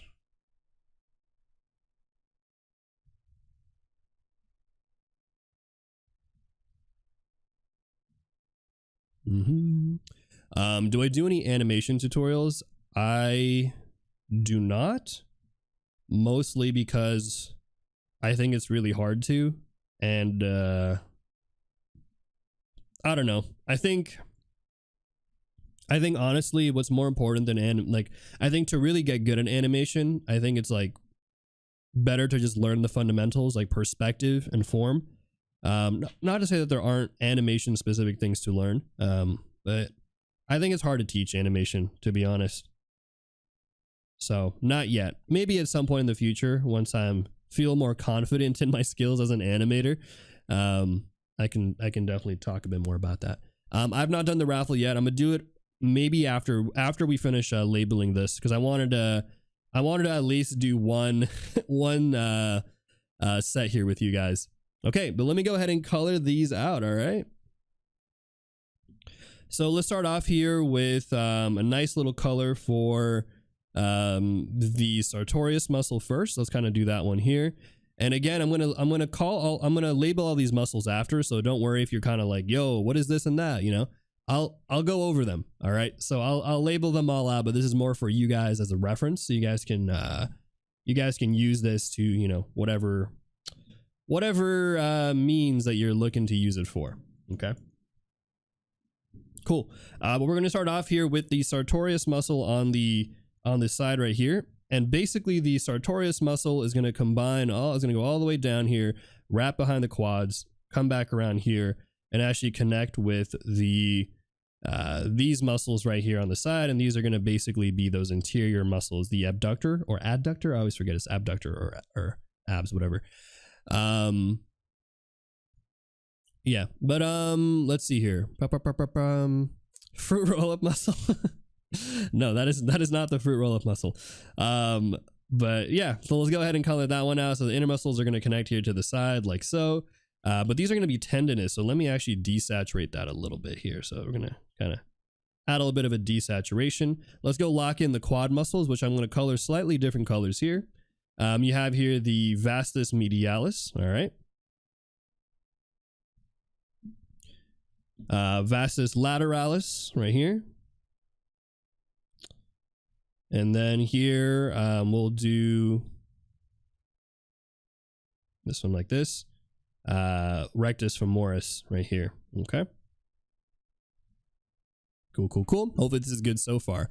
Adductor. Thank you, Rayhan. I always forget if it's adductor or abductor. It's the naming is so similar. But yeah, so for those of you guys who are here for the first time, by the way, welcome in. My name is Kaycem. I am a Filipino art streamer here on Twitch. I teach everything from anatomy, gesture, perspective, to all things related to character design. And I also work full-time in the animation industry for the studio that made Castlevania. Right now I'm prepping to work as a character designer on shows like Castlevania, Legend of Korra, and Invincible. So if you guys are interested in some free art education, or you guys are just interested in hanging out here with my dog who's over there, make sure to leave a follow, join in, and I hope you guys enjoy today's stream. But yeah, that's a little bit about me, for those of you who are curious. Let's see here. So yeah, so I think there's a lot of things I do. I do things from working on some keyframe shots. I work on cleaning up and actually working on the rough animations from storyboard artists. Sometimes I'll do draw overs and kind of do some character layout work that we'll send over to overseas studios. Yeah, so there's a lot of different things that I do, but most of it really is in relation to characters and stuff. So a lot of the stuff that we cover, whether it's about the fundamentals of perspective or anatomy and all these things, are going to be actually pretty much relevant to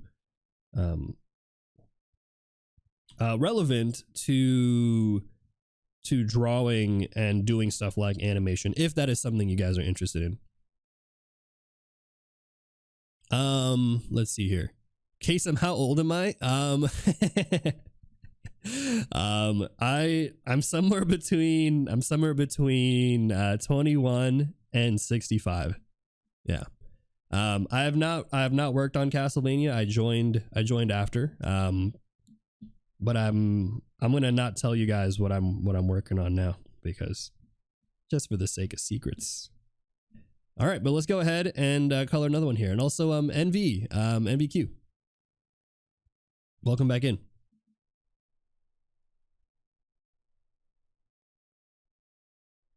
Ooh, that's some nice color. All right, so again, I'm just giving you guys a quick TLDR here of the muscles. These are going to be some very brief generalizations of the muscle groups, right? There's going to be a few other ones to pay attention to, but for now, for the sake of what's going on here, we're going to just keep it like this. And these are going to be the main ones that I think are going to be important. So let me go ahead and color, or let me label some of these things out for you guys. I don't know if I have space somewhere out here. I will make some space. So give me a sec. This one. Okay. I'm going to move this one.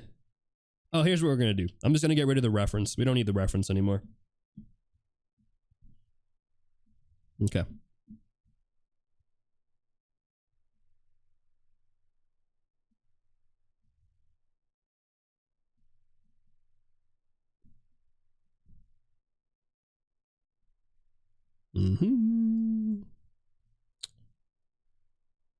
Okay.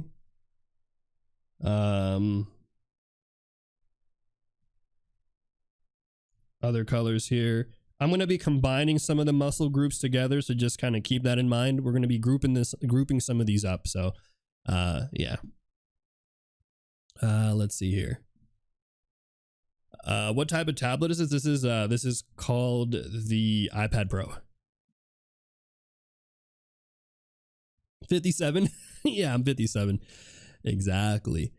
How did you know what exercises to do on your habit buildup? There are so many out there and different that sometimes I feel that I'm not doing the right ones. That's a great question. Great question here. How many of you guys in the chat feel a similar way? You're like, Kaycem, I want to get better. I want to improve, but I don't know. I don't know what to study. Like, should I be spending time doing anatomy, or should I be spending time doing perspective? Put an F in the chat if you guys feel this way. Because I think this is a common feeling. Even I had this issue when I was first starting out and stuff, right? It's this problem that I think exists in the current age because there's the internet, right? The internet has really opened the door that shows you like, oh, hey, check out this YouTube video, or pay for this online class, or do this and that, or buy this book, right? And there's like so many different ways to learn nowadays that you're kind of just like, yo, which one should I be looking at, right? Which one should I be investing my time in? And so what I usually tell people is one of the best things you can do for yourself. And there's actually I have a YouTube video that goes a little bit more in depth of some strategies that I talked about. But one of the things that you can do is let me kind of do this in a way that showcases the leg. One of the things you can do is actually go to a website that, like, let's take an online art school or something, and look at the curriculum that they have, because usually those places will actually give you the guideline or the general idea of what their structure is for their classes, right? So you might have a course that tells you, like, hey, these are the fundamentals of character design. If you want to learn that, you should learn anatomy, perspective, whatever, all of these things, right? If you want to work and do background designs, you should learn perspective and all of these things, right? So I would say those are some of the things you can do. But also in general, I think one of the best things you can do is actually find communities on the internet, whether it's my stream or some YouTuber or whatever, and see what they're doing and just follow along with their course. Part of why I made my character design bootcamp is actually because of the fact that I wanted to give you guys a concise 30-day challenge that you can do, so that way you could spend more time if you want, but at the minimum I want you guys to spend 30 days, learn some of these fundamentals. If you feel like there are certain topics you want to spend more time on, you can go in, double down on that. But again, it doesn't have to be my streams. I think there's actually so many different types of content out there, different variations of tutorials. So, but I would recommend, though, what I would say is don't pay for anything unless you are completely fine with spending the money to pay for something, because realistically, a lot of the fundamentals when it comes to learning, honestly, are free. They're free on the internet. And you don't need to pay for them. But if you have the means for it, sure, why not, right? You can go pay for it, but I don't think you have to. Oh man, I always forget how to spell this. Tensor, face, close enough. Look, if I'm spelling it wrong, guys, I'm sorry. Okay, but just know it's TFL. Okay, I'm sorry. Which one is this one? Sartorius. This is me testing my knowledge of Sartorius. We're gonna call this the adductors.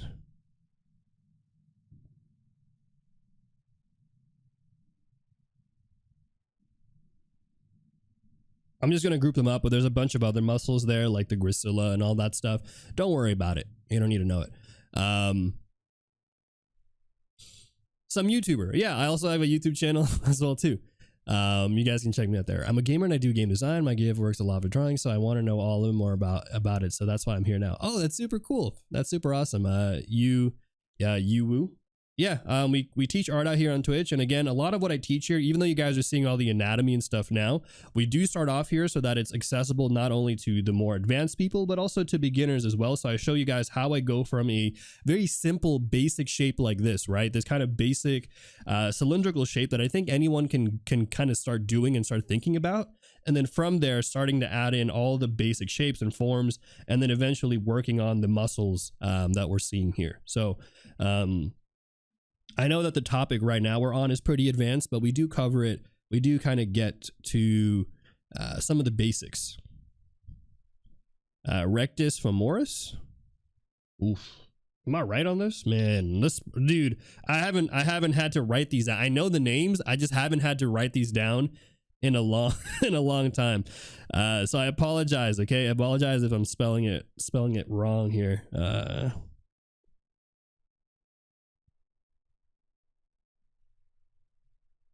I feel like I'm being tested right now. This is a test. Does Kaycem actually know what he's writing? Fat pads. This is gonna be the gastro. Hold on. Gastrocnemius plus soleus. And then this one right here is going to be the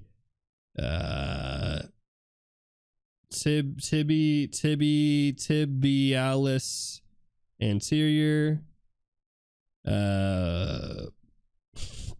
plus there's some other stuff on here, some other ones I'm not even gonna label.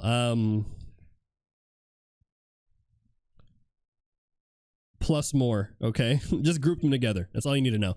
All right, there you go.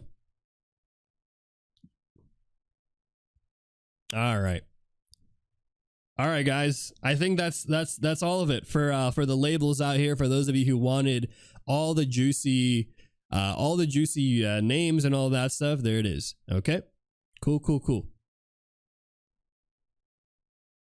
Gastroc? Is it gastroc? Am I missing a C? Thank you. Appreciate that. Woo! Almost. I almost got a perfect score. I got like a 99%. Appreciate that, guys. Yeah, I know the names. I just don't remember the spelling. I think I got them mostly right there. All right, cool. So we've got here all of the structure there for the legs. Let's go in now and let's talk a little bit about the structure here now of the back side of the legs. Okay, so we're going to be using a different model because I think it'll be good to also see how it slightly varies from male to female, right? So let's go ahead and work on now the back side of the legs there. So let me move all of these that we just drew today.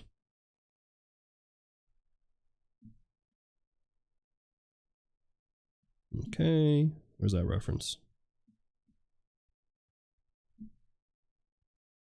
And then let me do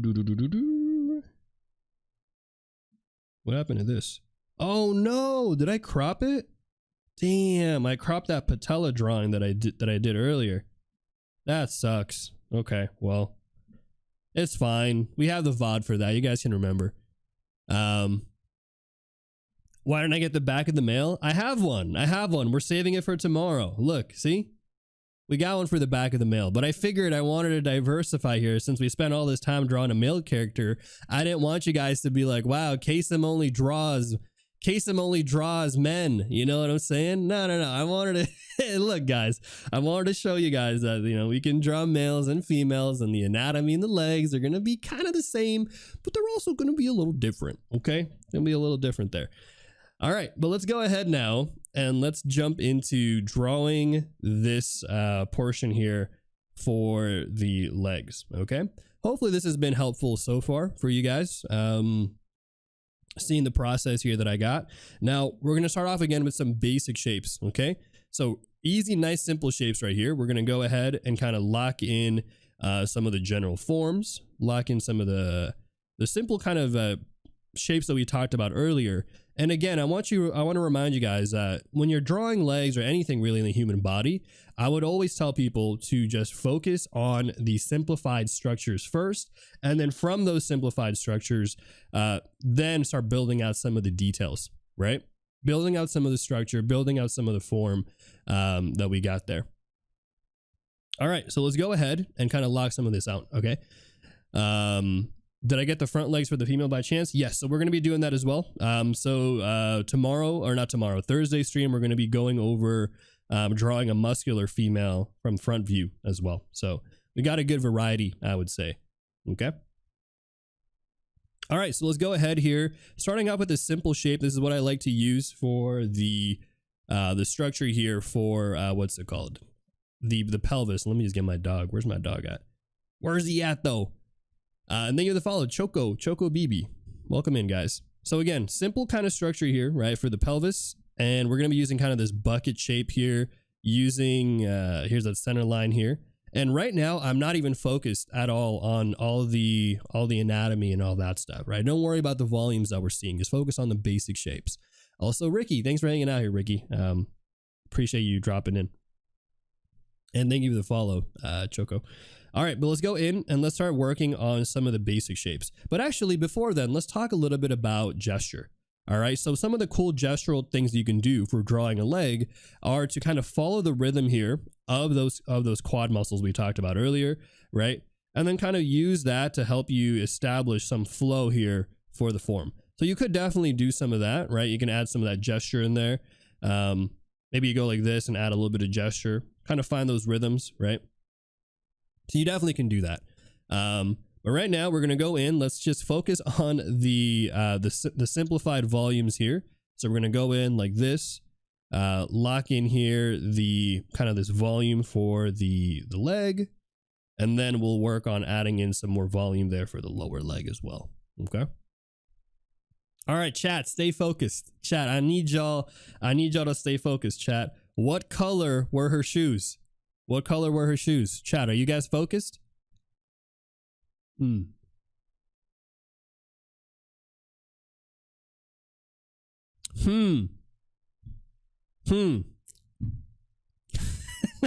Okay. Yeah. All right, chat. Come on. We got this. All right. Focus, guys. We're gonna get into drawing the glutes a little bit later. I know we're gonna get into all the leg anatomy, all of that stuff. So don't worry. Okay. So again, simple shapes here. We're gonna be using some cylinders, and you can keep this as simple as you want. All right. Nice and simple out here. We're gonna go pop in the leg. We're gonna put in the portion there of the kneecap or the knee joint, right?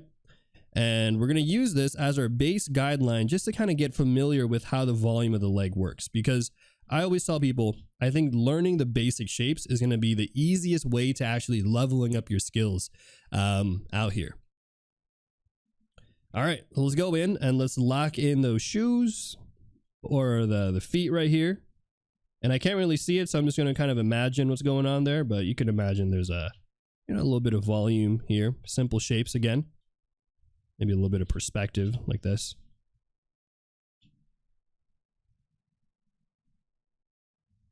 Okay, there you go. Easy peasy. All right, and then let's go do the other leg here, right? So we're gonna go kind of lock in this volume like so. And you know, it might not be perfect right now. We're gonna definitely change up some of that stuff as we work on this drawing, right?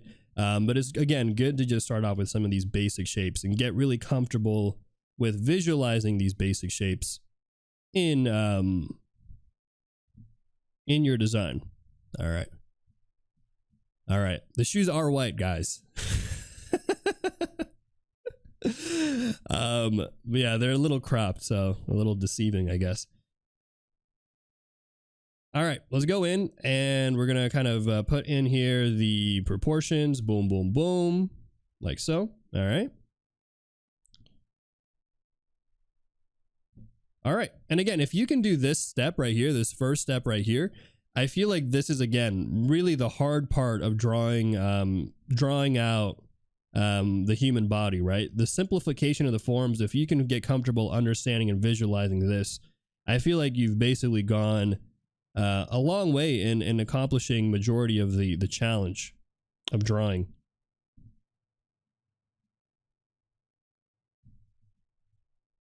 I'm just gonna do something like this. I don't know, simple shape here for the leg, nothing too complicated, right? We'll maybe do like an example there for the leg, or for the foot, I should say. Sorry. All right, cool. Okay, so now let's go in and let's start laying out here some of the simplification on top of all these forms. So the first thing we're going to do here is we're going to talk about utilizing some of the general shapes again of drawing the legs. Because right here you'll kind of see, take a look at this, right? So here we have the hip and stuff, and we're going to actually utilize some of the gestural techniques that we talked about earlier, right? So finding those rhythms here are the quad muscles, still going to apply, but now we're going to see instead, we're going to see here a kind of a straightening here of the hamstring. So you'll see a little bit of a curve, but it's a little more subtle, right? Kind of tucking back in here like so. Here you'll have a little bit of maybe the volume of the knee. And then kind of to contrast here the volume and flow, we're going to see here now the calves are going to kind of come back here, add a little bit more volume. And if you want to have a less muscular calf, what you can do is actually start to kind of have that transition. Do a slow, gradual transition here like this. for the calf muscle. Whereas with the male reference here, notice how the calves are a little bit higher up, and there's also a little bit more volume with, I think, the calves on the male drawing that we had, right? So for this one, we're going to keep the volume there nice and simple, and already you can kind of start seeing here how this is kind of coming together, right? When you draw out the backside here, the legs, you can kind of either do, you can add some volume right here for the hamstrings kind of connecting in. It's really up to you. It's you know, your preference and style. And then there's also some fat pads right here as well, and then maybe sometimes you can add in the some volume there, some lines. It's really up to you, but we're going to keep it nice and simple for the most part. I just want to do some of the gestural shapes of the silhouette, you know, give us some of the curve there. All right, cool.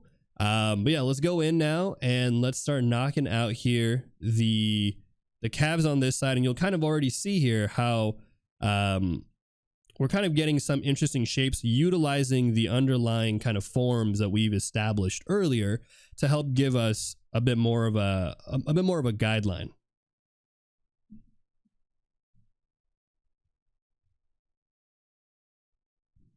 All right, let's do that. And there you go. So simple leg shape right there. And then from here, we can kind of go in. Let's just kind of crop right here at the foot. And I'll simplify this foot out to, let me think here. Outer foot, inner foot. There you go.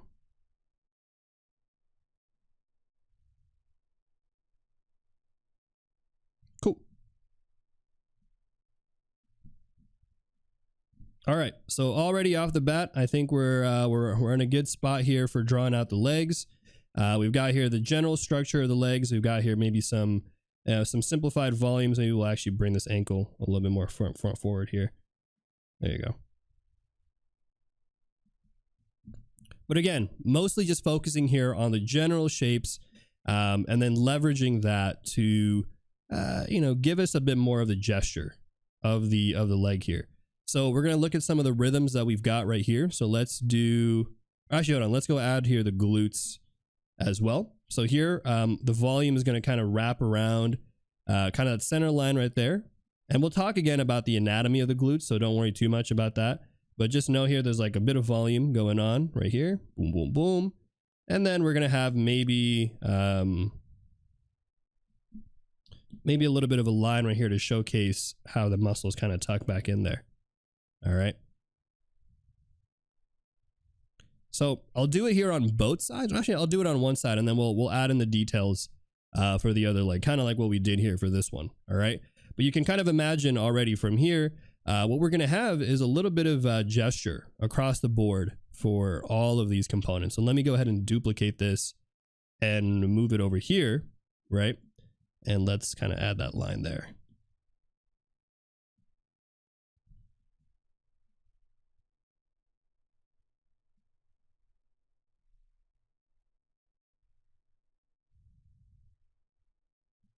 Okay, cool. And then we'll talk a little bit about the gesture there.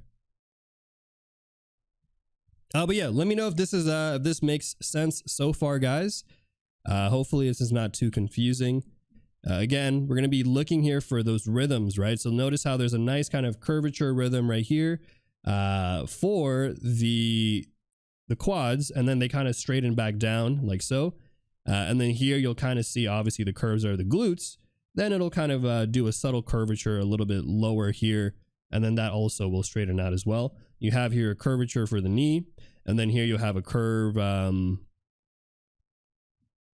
of a curve here for the calves there, right? So finding these asymmetrical rhythms that kind of follow here, kind of build that flow, I think really is going to help out in the long run overall. Like that, see? So we're seeing those similar kind of asymmetric rhythms that we had here for seeing the leg in the front view. Also, thank you for the follows, Only Xenox and also Duwa Hausa. Thank you. Welcome into the Kaycem crew, guys, and I hope you guys have been enjoying the stream so far.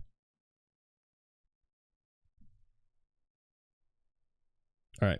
I'm thinking after we do this demo, we'll probably do some like just easy examples, because I have two other examples that we can look at. But I think for those we'll just kind of draw them out and stuff. So, you know, not that way we're not like super gonna go too deep into the anatomy for all of them. Just the first two. I want to do the first two really more in depth, and then from there we'll, you know, keep it nice and chill. But all right, let me go ahead and put a multiply layer in here, and then we'll be good to go. And drawing out some of the anatomy, and then we'll draw out the rest of the leg right there.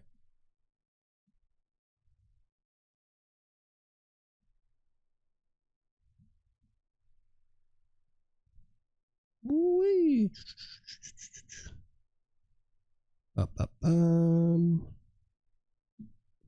Cool. All right, so let's talk about glutes. All right, this is it. This is the one that I think we haven't talked about yet. We've talked about the other muscles. We haven't talked about the glutes and the hamstrings on the backside. So let's go ahead and talk a little bit about glute muscles and how this section right here of the body works. All right. So let me do this one on top. All right, so on this diagram here, we kind of talked a little bit about the skeletal anatomy, right? And we talked about how there was a bony landmark here called the greater trochanter, right? So the greater trochanter is going to be kind of this bony landmark right here that is going to be kind of the head there of the femur, all right? And what's really cool is basically the rest of the muscles actually kind of wrap around this form right here, kind of like in a donut shape. And this will actually create the kind of the glute shape there, along with some of the fat pads that are there as well. Those are, oh yeah, so yeah, these are some gestural lines. So some of the asymmetry, people who are wondering what those red lines were. Also, Darker PNG, thank you for the follow. Appreciate that, guys. Welcome in, guys. So let's go in now and let's start working on some of the glutes here. And I would say this is kind of the interesting part here of drawing out the hips and stuff, or drawing out the glutes in general. But basically, there's one right here called the gluteus medius, and that's going to again connect to the pelvic, the iliac crest there that we talked about earlier. The major glutes right here of the gluteus maximus is basically going to connect all the way here around the crest, and also here to kind of this thing called the sacrum. It's kind of this triangular section there on the back there of your pelvis. Okay, so you're gonna have all these forms and they're gonna wrap around here. Okay. Guys, got to stay focused here. All right, so we're gonna go ahead and we're gonna wrap all these forms in here, boom boom boom, and then we're gonna go in and then we're gonna go add in here the TFL. Now the TFL again is gonna connect at the front side, right? But it's gonna also wrap around and connect her to the side. Now all three of these muscle groups are gonna basically connect together and create something called the IT band. So we kind of talked about it a little bit earlier, but basically that IT band there is going to be kind of this tendinous mass that kind of wraps across the edge there of the leg, and it'll also help kind of build a little bit of structure there for the legs.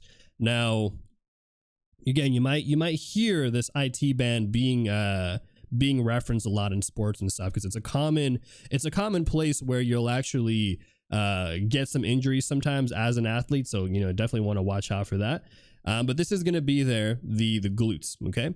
Now here on the front side is going to be making a return of the not the gluteus, the vastus lateralis muscle. Now, what's actually interesting about this muscle is that if you actually take a look at this muscle right here, this quad muscle, vastus lateralis, actually wraps around here, and you can actually see a little bit of that volume on the back side of the leg. Not visibly, but that's kind of how it works.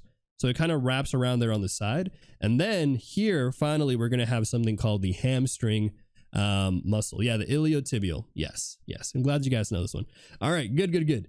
So from here, next what we're going to have now is we're going to have these two major muscles, these kind of piston muscles here, and these are going to be the hamstring muscles. Okay.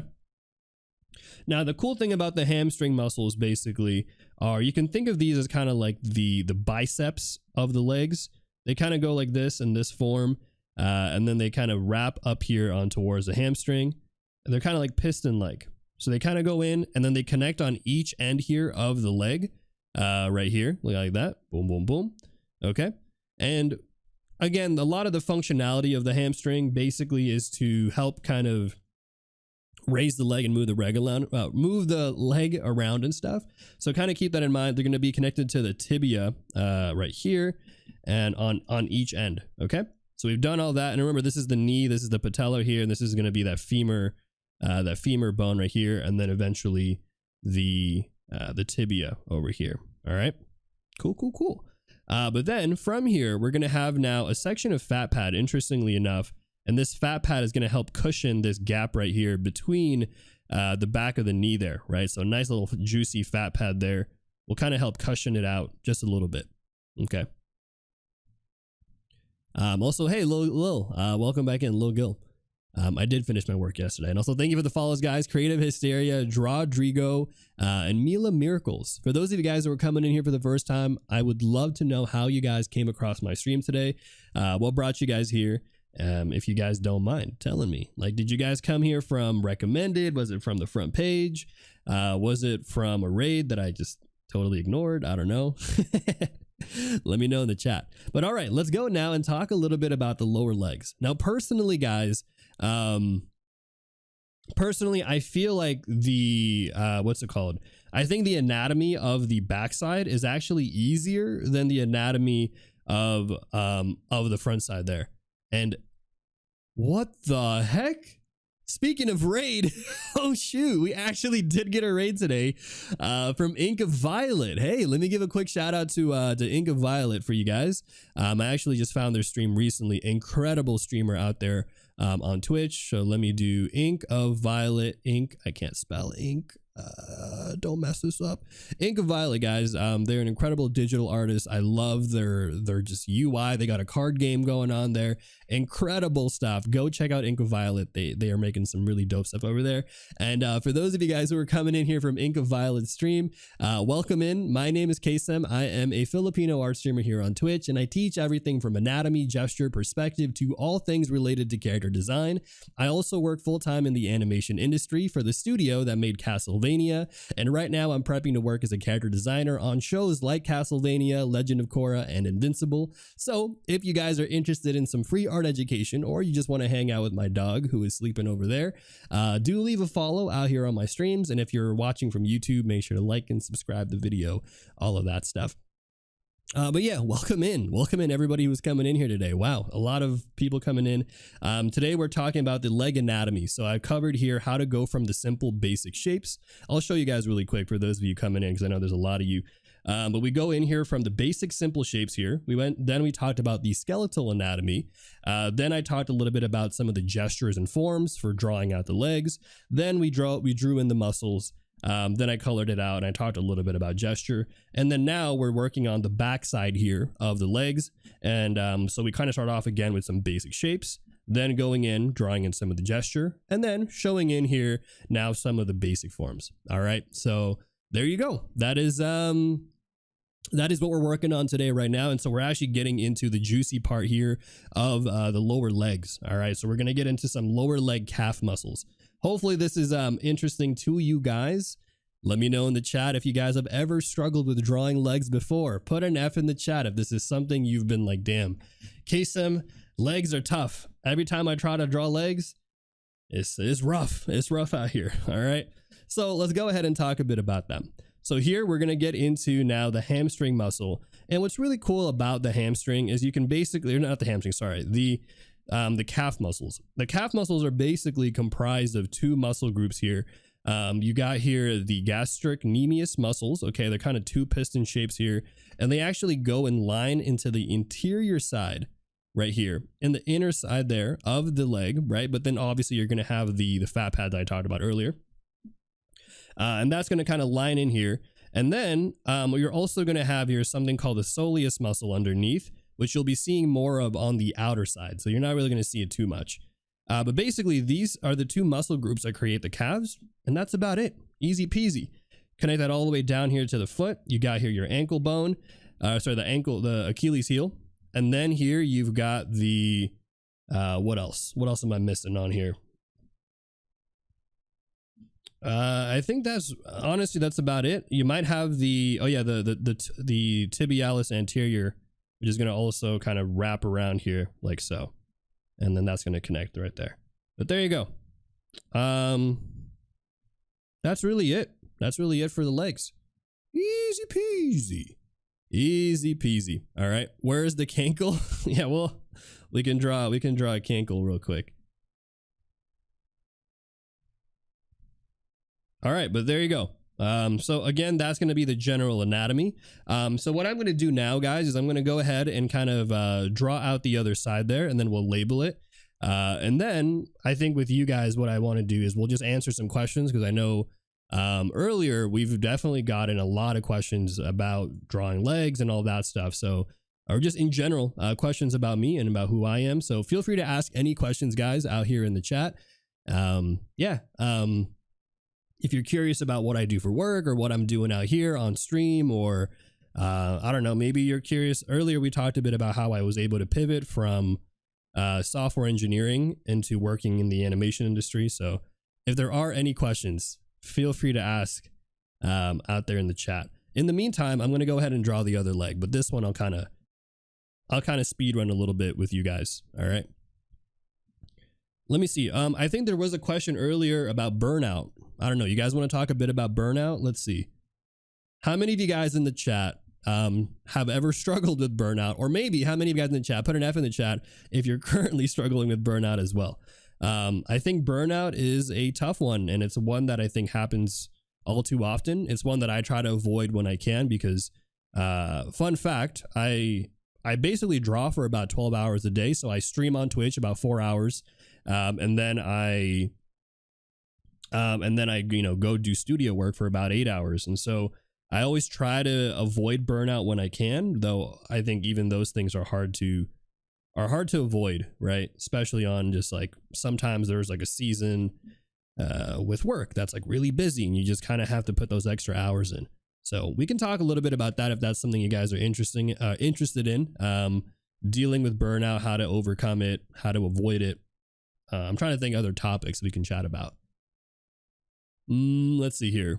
It's a tough game. Yeah, burnout is tough. Burnout's not an easy game to win. Let's see here. Game dev. Hey, shout out to my game devs out here. What's burnout? Losing motivation to do something. That's a great question. So what is burnout?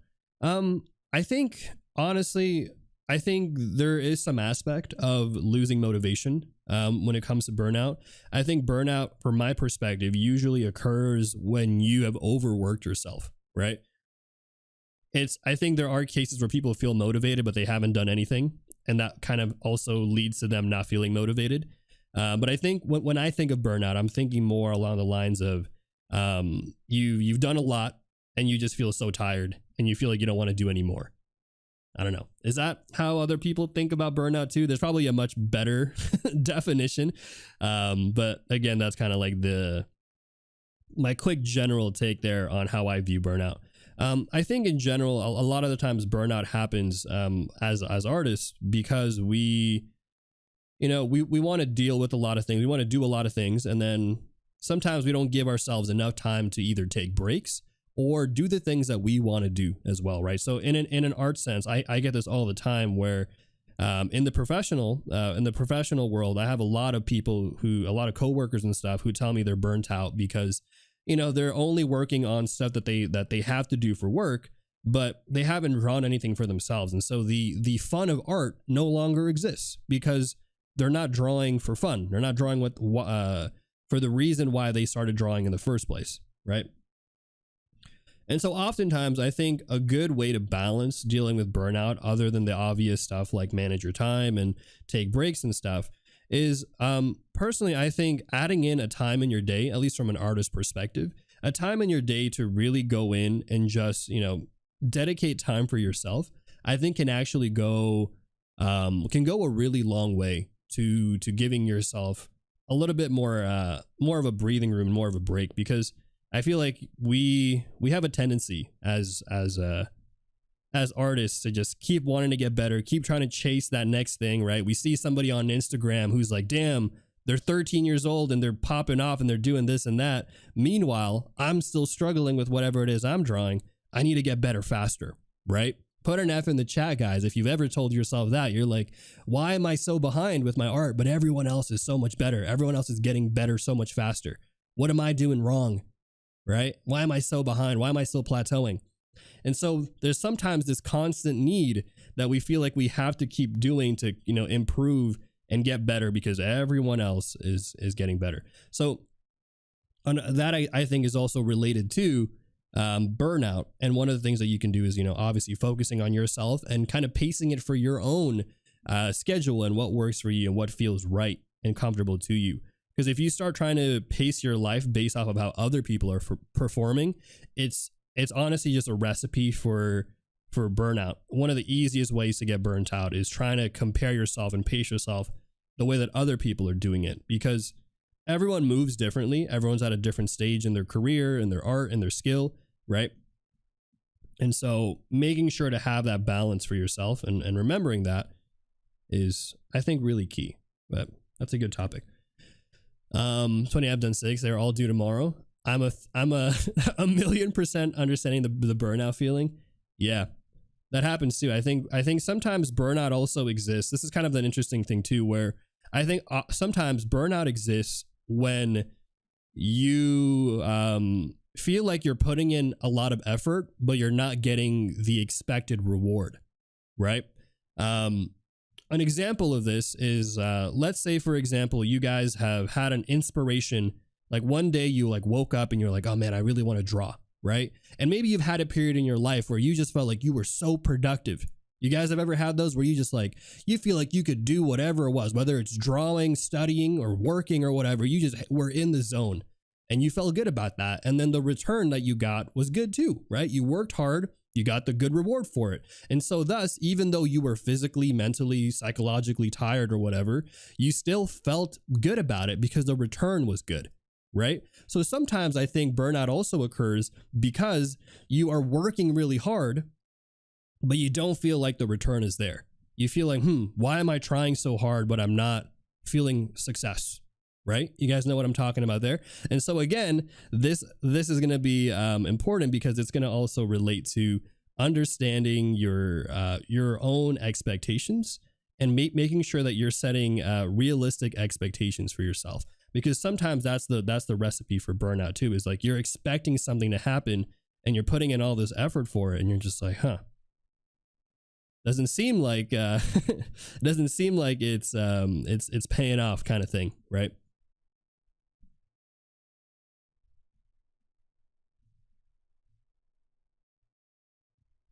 Hold on. This is I realized this was the wrong side. Okay, there you go. We'll put the legs like that. So yeah, that's kind of in general what I think about when I think burnout. And I feel like really the ways that I avoid burnout is, one, I try to schedule my day out and tell myself like, hey, this is what I have to do today. If I want to do more, sure, I can do more. But if I don't do any more than this, that is completely fine. I'm content with where I'm at. And I think that's really been helpful to me.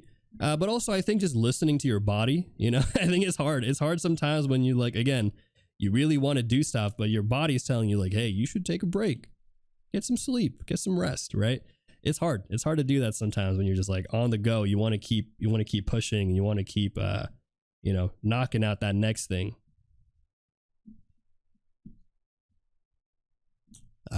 But yeah, that's what I would say when it comes to burnout. I hope that helps. It's a pretty general, I would say generalized advice that is not specific to art. Though I'm sure there are, some things that are very applicable there to art. So hopefully that was helpful, to you guys.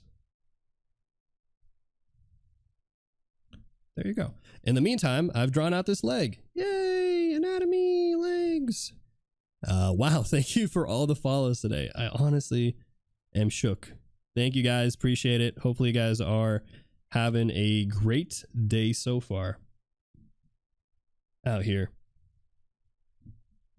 If you guys enjoy my content, by the way, I do have videos on YouTube. I uploaded the first day of the bootcamp on my YouTube channel. Today we're on day 16 today, so we're a little bit ahead. We're a little bit further out on the live streams, but on my YouTube channel, for those of you who do want to follow, it's a completely free art course. Join. It's a 30-day challenge that I made because I realized that there were a lot of artists out here who want to improve their skills, but maybe they don't have access to pay for art school, buy books, pay for an online course, or maybe they do have those things, but they don't know where to go, right? They don't know what they should be studying and what to focus on. And so I made a 30-day challenge, a time challenge where you sit down there, you do the work, right? You improve your fundamentals of character design. And if you want to spend more time on these topics, you totally could, but also you don't have to. And so again, that's just a free thing that I made because it was something that I struggled with when I first started out. Especially when I had to drop out of school because I couldn't afford it. I couldn't afford paying for art school, and it really sucked. I'm not gonna lie. I was very unhappy when I was younger because I couldn't pay for school, to the point where I gave up and didn't even draw for. I didn't draw for 6 years because of the fact that I felt like it was too late for me. You know, I was like, oh man, I can't even pay for school and learning. What's the point of being an artist? So I always tell you guys, you know. I give out as much free stuff as I can, grab those resources while I'm live, and yeah, that's all that I ask. Which, by the way, reminds me, if you guys want to grab the resources today, there are a lot of you guys were gifting subs today and subscribing, and so we have here today's worksheet, which is this one right here. This is the worksheet that we covered last stream on how to draw hands. For those of you guys who might be struggling with hands, I taught how to draw hands the other day, so go grab that sheet there. And then I have here these cheat sheets on the leg anatomy, so skeletal, muscular anatomy for the legs, and then also right here the anatomy for the hands, because I know some of you guys were asking about this one who might have missed yesterday's stream. So again, these are free to grab while I'm live on Discord, because I try to reward you guys for coming out here. So just as a show of appreciation for watching me live today, following my streams, I try to give you guys as much free stuff as I can. If you guys want to see all of these things offline, consider subscribing. You'll get access to over 140 plus cheat sheets and worksheets, all of that stuff. But again, welcome into the Kaycem crew. You are talking, let me see, talking the same time you were drawing. And thank you, Kevly. I try, you know, I try to talk and draw at the same time. It's a very hard skill that took me 3 years to really get good at, and I'm thankful that I'm able to do it now. But yeah, no, it's which, by the way, this Saturday, guys, is my 3-year anniversary on Twitch and also my birthday. So if you guys want to join in for a 12+ hour stream, I've brought on a lot of guests, a lot of amazing people who are going to be showing up on that day. If you guys want to tune in for that one, that's going to be happening this Saturday. It's going to be a long stream, a hefty stream on that day. But okay, so I think here we've drawn out majority of all the things we want to draw out for this one. So let me just, I don't know, give her a quick toe. Okay. And I'll probably fix that feet. I'll fix that foot up in a bit. No, we're gonna do other things. We're not gonna do Gartic phone. I've got some other crazy, wacky ideas planned out for you guys, for sure.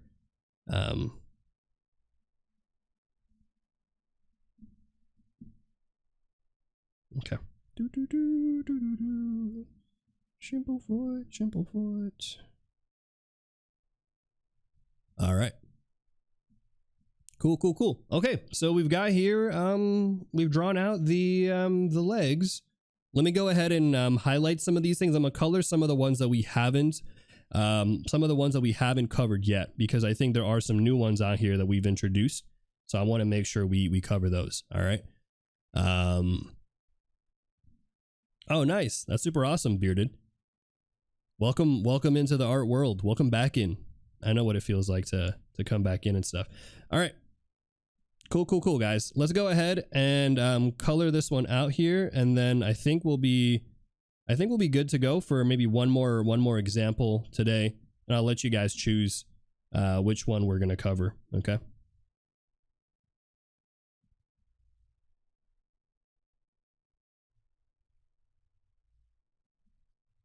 Let me color this one out. Let's see, multiply. Helping with the design, I was asked to make a small animation of our school mascot, put in a yearbook. Okay. My school was nice enough. Oh, that's super awesome. That's cool. Little animation there. Nice, nice. Personal question: what kind of drawing style do you feel most comfortable with, and what point of life do you know you want to work as an artist? Love your work. Thank you. Shout out to Argentina. Also, I want to, I'm kind of curious because there's probably a lot of people here today. Where is everybody watching in from? The last time I asked this question, majority of you guys were from Europe, which is cool. All right, it's cool. But like, where are my US viewers at too? Stand up, my US viewers. To answer your question, I would say my style, interestingly enough, I think mostly gravitates towards the Castlevania style, and that's mostly because that's what I do for work. And so naturally now my style is kind of shifting to that. But I think in general, I just like the semi-realistic style, a little bit of anime, which is kind of what I grew up with, you know. And I'll show you guys some stuff that I'm working on right now, my own personal work that I'm going to be hopefully being able to release as a draw it in your style. Really quick, I'll show you guys. I'm working on this one right now. Super not finished yet. But here's a character that I'm trying to design, just personal work. This one is going to be hopefully a draw it in your style when I finish this one, but it's still a ways to go. I don't know if I can finish this in time, but I hope I can. But I would say that's mostly wrong one. That's mostly the style I go for. A lot of kind of semi-realistic stuff like that. Are we gonna do another poll? Let's do it. Fine. All right. Is he a Kamen Rider? Kind of giving off Kamen Rider vibes. Yeah. Okay, we're gonna do a poll, guys. All right, we're gonna do. I just want to see where. Okay, where you watching from?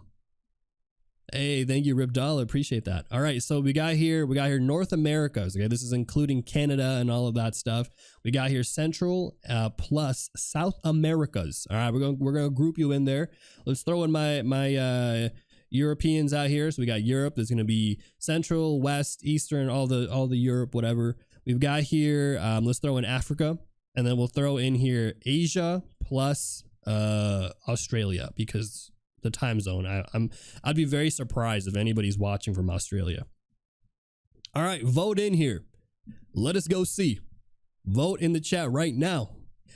Have I made any art learning books? Oh, actually, that's one of my goals this year. I actually got a goal of making an art book out here. So these are some of the pages for my art book that I'll hopefully be able to make and make as a digital book that you guys would be able to download and stuff. But yeah, if you guys can't see the poll, just refresh your chat. All right, but let's go ahead and color out the glutes, guys, and I think we'll be locked and loaded for this one today. All right, so we did a lot, we covered a lot today, and I'm very happy that we covered a good amount today. So let's go ahead and color out here the gluteus maximus right here. Nice pink cheeks right here. Boom, boom, boom. Let's do it on the other side as well. Then I'll just keep it on one side. Okay, and then here we're gonna have here the gluteus medius. Okay, there you go. Then we'll have here, I think we have this color here for the tensor fascia. Oh, I think we use green. Did we really? Damn, okay. I don't like that color, but it's fine. We're gonna use green here for this one, like so. And then here for the hamstrings, let's use kind of like that hot pink color there. Okay, hot pink color. Here we go. And then, yeah. Oh, let's see the poll. All right, who's winning the poll right now? Wow, North America's winning today? I'm skeptical. Where are my European viewers at? Last time, Europeans won by a landslide. Huge victory in Europe. Today, I think it's because my North Americans are mad. They're mad. They were like, last time, Kaycem, you roasted us. You said that we don't vote. You said that North Americans have a bad history of voter participation. So look at us voting today. I guess that's all it takes, huh, guys? I just need to roast you guys a little bit for you guys to vote more. Oh, wow. Okay. There's actually a good number of you guys. Yeah, I remember last time I was like, my Americans, you guys are not voting at all. What happened to the US, man? Lacking out here. Okay. I see you guys coming out now. All good, guys. All right. Well, apparently a lot of North American viewers out here today. Shout out to my NA viewers. Let's go. I'm in California. I'm in Los Angeles right now.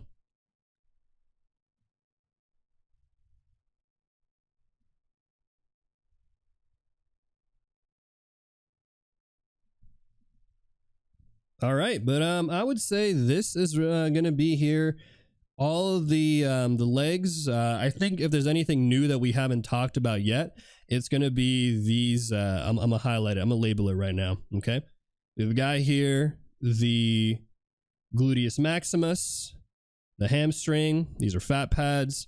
This is gonna be the calf muscles, and then the gluteus medius right here. All right. Easy peasy, right? We covered legs. But there you go. Really quick. Oh, guys, I do run ads on my stream every hour, and I hope you guys enjoyed today's stream.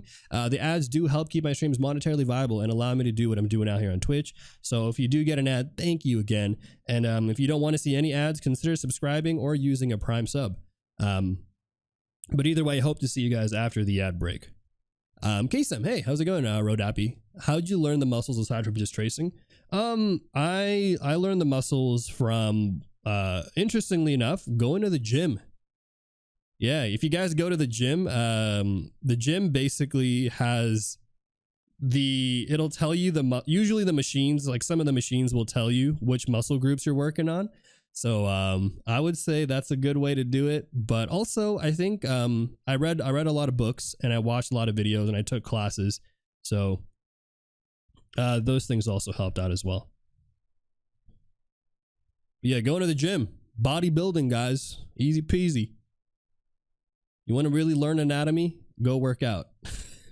Fat pads, fat pads. I love the fat pads. Fat pads.